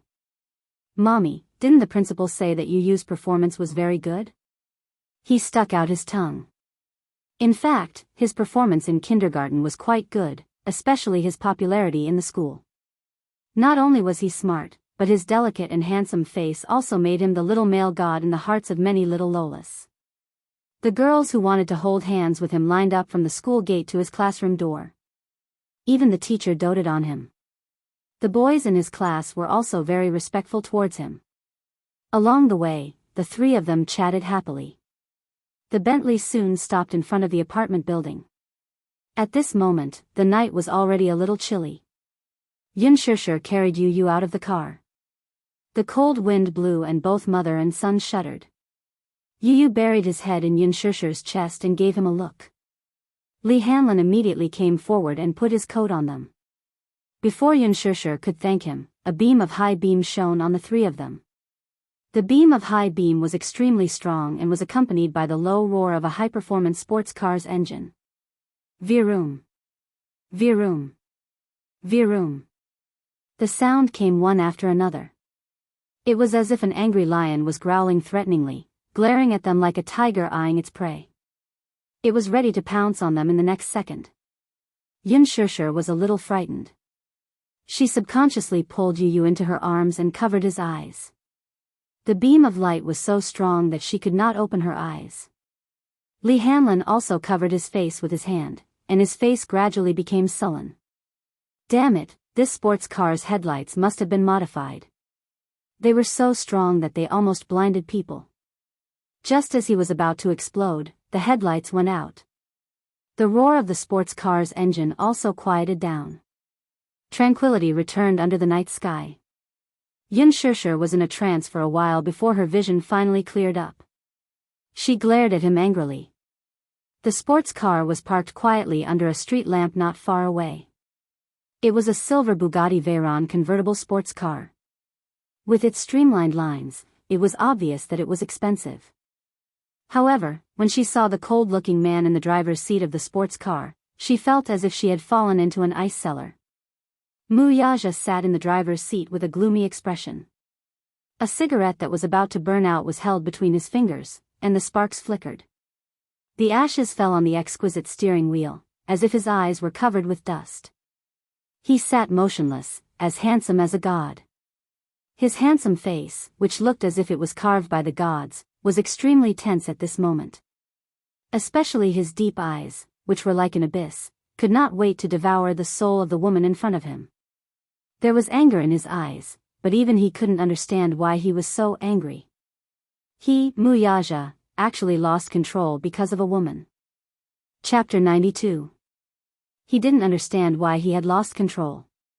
He only knew that something in his heart had been ruthlessly torn apart. Now, he couldn't suppress that anger at all.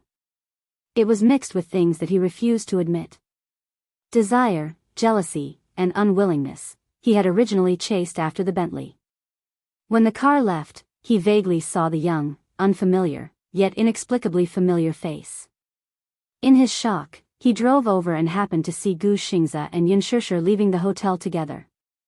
He also happened to see Gu Xingzi gently brushing Yun Shishir's hair away from her forehead. They were so intimate, everyone in the industry knew about Gu Xingzi's indifference. On the surface, he looked as gentle as jade, but in reality, he hated being close to female artists in the industry. He had a serious obsession with cleanliness and didn't like to be too close to people. Could it be that this woman was like those other women, unscrupulous in order to climb up the social ladder? It was only after Yun Shishir got into the Bentley that he found it increasingly difficult to restrain his anger. She really had a husband? She had children? When he thought that she might already have a family of her own, this anger and restlessness seemed to be about to burst out. Along the way, he followed closely behind until the car stopped in front of the apartment building and saw the scene. It was like a warm and harmonious family of three. The heartwarming scene was so heartwarming that it hurt his eyes. Wuxia took a deep puff of his cigarette. His slender fingers crushed the cigarette but outside the window. He slowly got out of the car and closed the door with a bang. The sudden and heavy sound made Yun Shishir take a step back in shock. In an instant, too many distracting thoughts flashed through her mind. Only one firm thought emerged in her mind. She couldn't let this man take you away. Yun Shishir was shocked and scared. She turned around and handed Yu over to Li Hanlin. She raised her head and handed the keys to Yu. She stroked his head and said with trembling lips, Yu, go upstairs and wait for Mommy, okay? Mommy. Yu looked at her with a complicated gaze. She was naturally worried. Good boy, Mommy will come up to accompany Yu soon. Yu, go upstairs first. Good boy. Yu could not help but clench his small hands into fists as he nodded obediently. Yes. Li Hanlin had a complicated look on his face as he carried Yu upstairs. Yun Shishir's thin body shivered in the cold wind. She turned around with a pale face and met the man's cold eyes. Wuxia looked at her coldly. His eyes were probing and cold. They were as sharp as a sword. He stared at her as if he wanted to see through her frail body. Yun Shishir felt uncomfortable under his gaze. It was as if he was going to pierce through her body. You. What do you mean by this? Are you following me? She questioned him, but he remained silent. He only raised his feet and moved closer to her. The aura on his body was too strong. As he approached, it was as if there were countless invisible sharp auras spreading out endlessly, surrounding her body. The man stood in front of her arrogantly. His intimidating height made her seem so weak. She was so weak that she was like a porcelain doll. It was as if he could crush her with a light pinch. What are you doing? She widened her eyes warily. Chapter 93. Before she could defend herself, the man took a big step forward and forced her to the corner of the wall. His tall figure came over and trapped her in the corner. There was no way to escape and no way to retreat. Wuxia bowed his head expressionlessly and easily controlled her in his world. He was as arrogant as an overlord who ruled over the life and death of all things.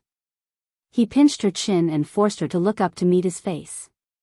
His voice was as tense as a frozen zither string. Who is this man? Yun Shishir was a little stunned.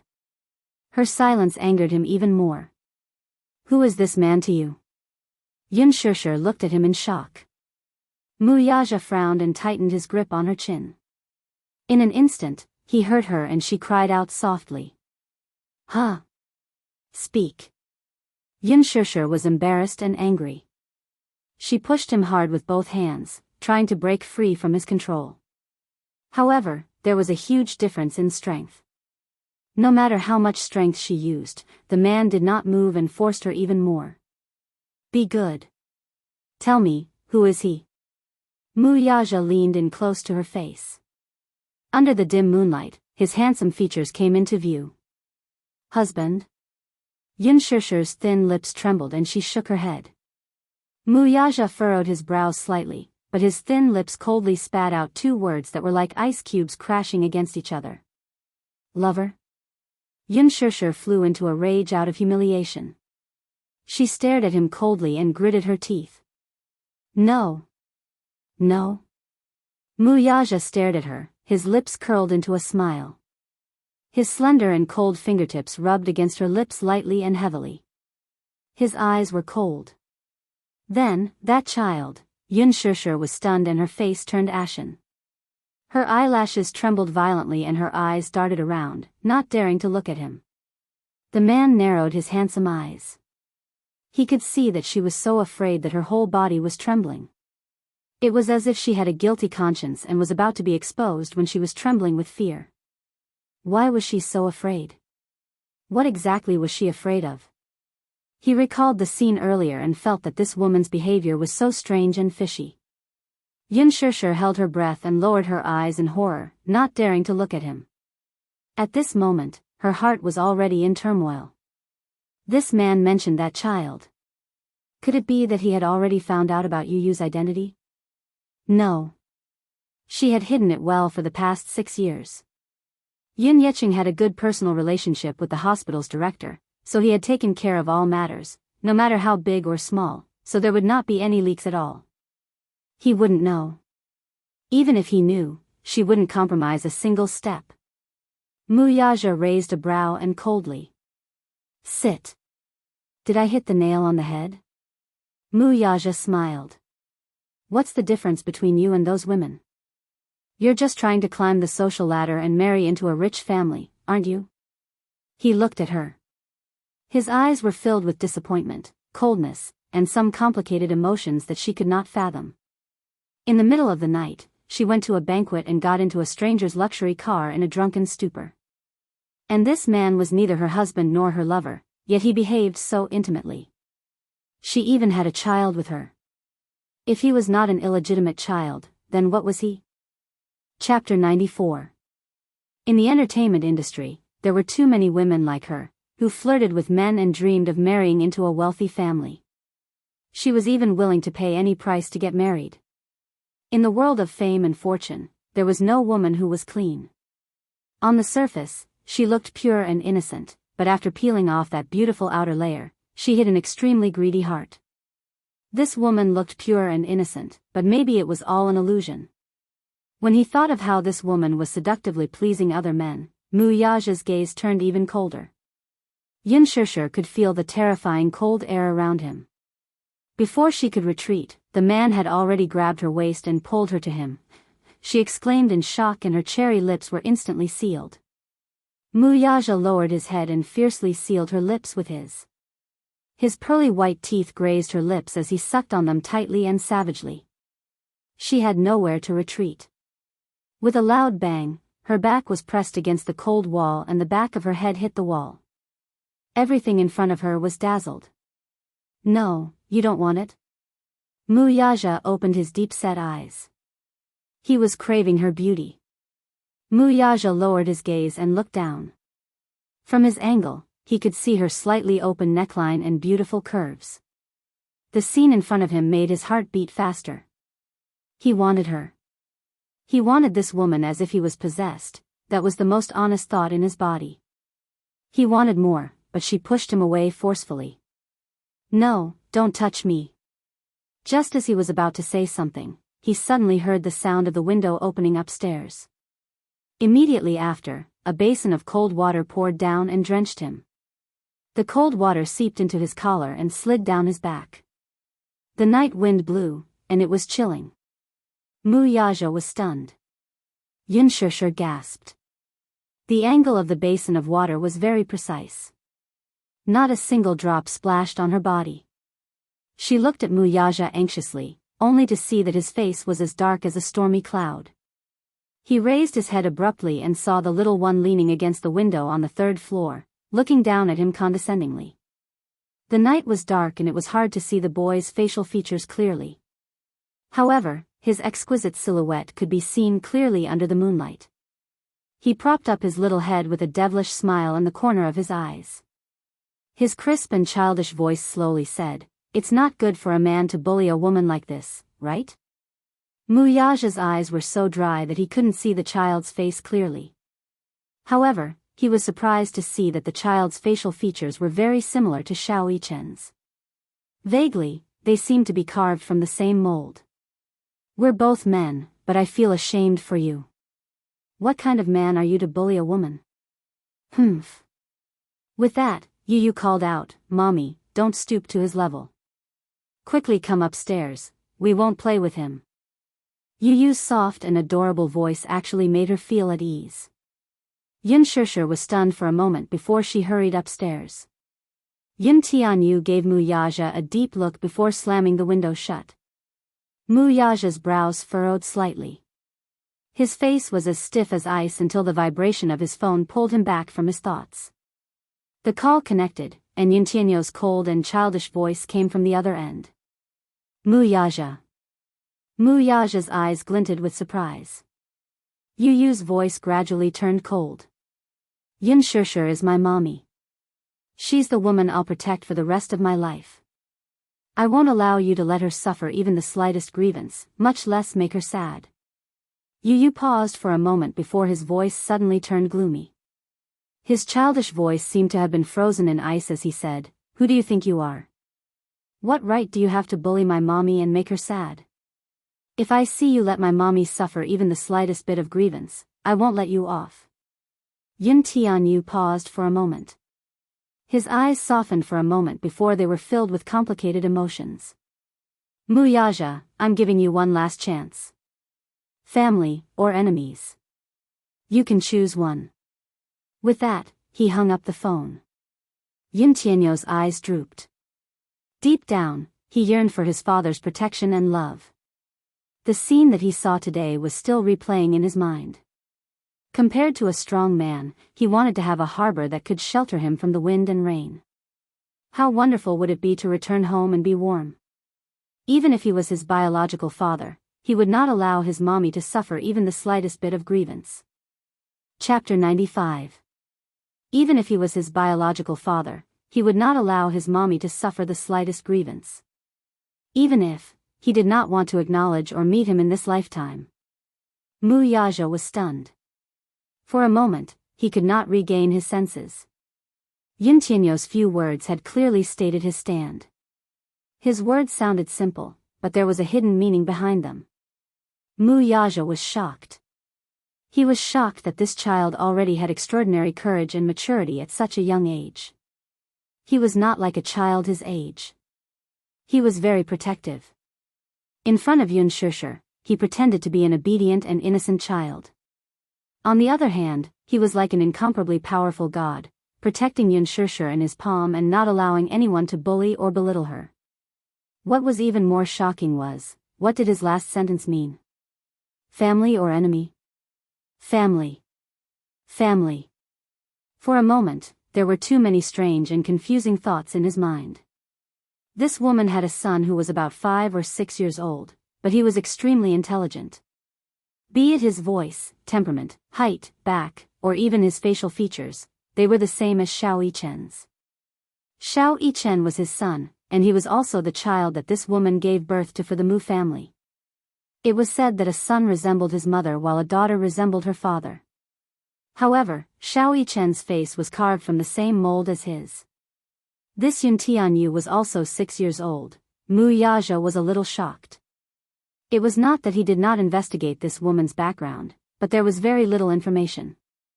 In fact, there was no mention of this woman's son. Was this son her flesh and blood? If so, who was his father? Recalling Yun Tianyu's warning to him over the phone earlier, which was, choose between family or enemy, he was greatly shocked. Muyaja was suddenly stunned. He suddenly recalled that this woman's pregnancy test report came out that she was pregnant with twins. For a moment, an unbelievable suspicion faintly surfaced in his mind. In the apartment, Yun Shishir sat in front of the table uneasily, her shoulders trembling. Fear. She regarded this man as her nightmare. She dared not imagine how cruelly he would take the child away from her if he were to find out about Yun Tianyu's identity. No. Yu Yu was all she could rely on. Li Hanlin sat at the side and looked at her quietly. His eyes were filled with pity. Although Yun Shishir was already 24 years old, her beautiful appearance was still young and beautiful, so much so that Li Hanlin couldn't take his eyes off her. The heavens really cared for this girl and were never stingy. Li Hanlin was staring at her. Behind him, Yun Tianyu sized him up coldly and cleared his throat. Ahem. Li Hanlin quickly regained his senses and saw Yun Tianyu place the freshly boiled osmanthus and date brown sugar water in front of Yun Shishir. Yun Tianyu cast a sidelong glance at him in disdain, as if saying, "Try and hit on my mommy." Li Hanlin immediately pretended to beg for mercy and mouthed, "Director Yun, please don't misunderstand." How would he dare to have designs on Yun Shishir? Not to mention the fact that she might not like him, with Yun Tianyu, this protective angel, in the middle, how would he have a chance? "Mommy, drink this bowl of brown sugar water and rest early." Yu Yu turned his face, and his eyes regained their tenderness. No matter how cold he was to others, he was always so gentle and considerate in front of his mommy. Knowing that she was not feeling well these few days, he prepared the osmanthus brown sugar water in advance to replenish her blood and energy. Chapter 96. Yun Shishir glanced at the brown sugar water and was touched. Yu Yu is such a good boy. After drinking the brown sugar water, Yun Shishir went to bed early. Her heart was in a mess now. She was worried and afraid, but she had nowhere to vent. She had once longed to be kept well, properly placed, and carefully preserved in this life, so that she would not be frightened, suffer, and have no one to rely on. However, that person did not appear even after waiting for 24 years. Yu Yu covered her with the blanket, turned off the lights, and planted a kiss on her forehead. Looking down at the weakness in her eyes, Yu Yu's heart seemed to collapse. "Mommy, don't be afraid. No matter what, you just have to remember that Yu Yu will always be by your side, protecting you, and giving you support, okay? Don't let your imagination run wild." Yun Shishir was shocked to hear this. She stared at him fixedly, and unknowingly, tears welled up in her eyes. "Yu Yu, will you really be by mommy's side forever and never leave me?" "Of course." Yu Yu lay on the bed and suddenly smiled. "Mommy, don't think too much. Yu Yu will always be by your side."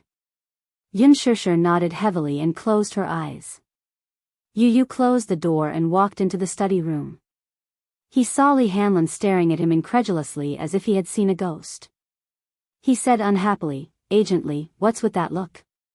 Li Hanlin coughed dryly and retracted his gaze awkwardly. "Director Yun, I don't think you and your mommy are mother and son." "Then what do we look like?" Yun Tianyu raised a brow and asked with interest.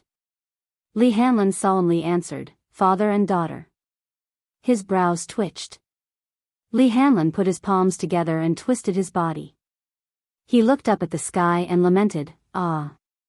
I'm so envious. I also want to have a son as smart, obedient, and warm as you, President Yun." Yun Tianyu coughed and mercilessly pointed out, "I'm afraid you won't have such a chance, Agent Li. Why?" Li Hanlin asked sadly. "Genes are very important." Yun Tianyu's lips curled mockingly as he gave a concise reply. It meant that in order to give birth to a smart child, the father had to have smart genes. Was he calling him stupid? Li Hanlin was speechless. On the surface, this little demon looked pure and harmless, but his words hit the nail on the head. He was extremely two-faced. "President Yun, have you met your biological father?" he asked cautiously. "No." Yu Yu glanced at him and suddenly said, "But he must be a very handsome and outstanding man." Li Hanlin clicked his tongue in wonder. "How would you know if you haven't seen it?" Yu Yu looked at him like he was an idiot. "If he wasn't outstanding enough, how could he have a genius son like me?" He hit the nail on the head and was speechless. Li Hanlin could not help but sigh. "I didn't expect the most mysterious and honorable director of Leji Holdings to be a 6-year-old child. Won't the other shareholders vomit blood if they find out about this?" Vomiting blood won't change the fact. Yin Tianyu sat down elegantly in front of the desk and leaned back lazily. A trace of coldness appeared on his handsome face. I heard that the board of directors isn't very peaceful recently. Yes. A few senior directors have some complaints about you, President Yun. Li Hanlin regained his serious expression and solemnly said this. Leji Holdings' board of directors had 5 major shareholders, and they had some say in the board. Yin Tianyu raised a brow. Oh. What did those old good-for-nothings say? Director Zhang doesn't quite understand some of your actions. Li Hanlin paused and looked at Yin Tianyu to observe his expression. Leji Holdings was the world's largest toy supplier. After entering the China market, it sponsored a few well-known children's programs and became famous overnight. However, a while ago, Yin Tianyu secretly instructed them to invest in a teen movie. Chapter 97. His action caused an uproar among the board of directors. It was somewhat unthinkable for a toy brand to invest in a teen movie. Li Hanlin inquired and found out that the upcoming teen movie was The Green Apple, based on a famous novel. It was produced by Huanyu Entertainment, and the director was the famous Lin Fengtian. The male lead, Gu Xingzhe, had already been selected. Leji Holdings invested in this movie and became its biggest investor just because of Yin Tianyu's words. It had to be said that Leji Holdings was filthy rich. Li Hanlin carefully asked, Director Yun, are you investing in this movie because you want to enter the entertainment industry? Not interested. Yin Tianyu fiddled with the design modules on the table nonchalantly. Then, why did you suddenly invest in this movie? Li Hanlin was even more perplexed. I'm happy. Yin Tianyu raised a brow, annoyed that he was talking too much. Li Hanlin shut his mouth resentfully. Yin Tianyu unhurriedly said, there are conditions for me to invest in this movie. The morning sun rose. Yin Shishir woke up early. Today was a holiday, and the school was closed, so Yu was still sleeping in. Yin Shishir cleaned her room and packed her clothes when an exquisite invitation letter fell from her pocket. She picked it up and recalled Gu Xingzhe's words. With your talent, it's a waste not to act. Tomorrow is the last day of the female lead audition. I'll be there, too. Yin Shishir stood rooted to the ground for a long time. As if she had made up her mind, she clenched her fists tightly. Before leaving the house, she specially changed into a clean white dress, a snow-white blouse, and a navy blue pleated skirt. She looked pure and elegant. She had read the script of the novel over and over again. She had already chosen the part of the audition in her heart.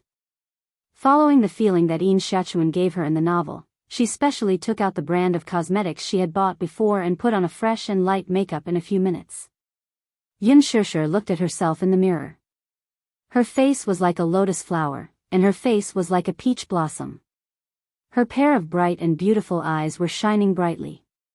She had the most obvious vitality and cuteness of a pure and innocent girl. Long and dense eyelashes, pink and translucent lips, any man could not help but want to kiss her. The corners of her lips curled up slightly. With just a slight smile, her entire face seemed to come alive. It was as if because of this sweet and beautiful smile, the sky outside the window seemed exceptionally clear and beautiful. Yin Shishir composed herself and went out. When she rushed to Huanyu Tower, she followed the door and found the audition venue in the music building. However, she was stopped by the person in charge of the audition at the door. When the person in charge saw her at first, he could not help but be stunned. It had been 2 days since the audition, but the girl in front of him was the most outstanding one he had ever seen. Seeing that she was about to go in, he quickly stopped her and asked her for the audition letter. She flipped through her bag and was surprised to find that the invitation letter she had put in her bag before she left was gone. Yin Shishir frowned and said, I left the invitation letter at home. You left such an important thing at home? The person in charge clearly did not believe her and was certain that she was lying. Are you making up an excuse? A few people said that today. You don't actually have an audition letter, right? Yin Shishir smiled, but she was neither anxious nor frustrated. I do. Gu Xingzhe gave me the audition letter.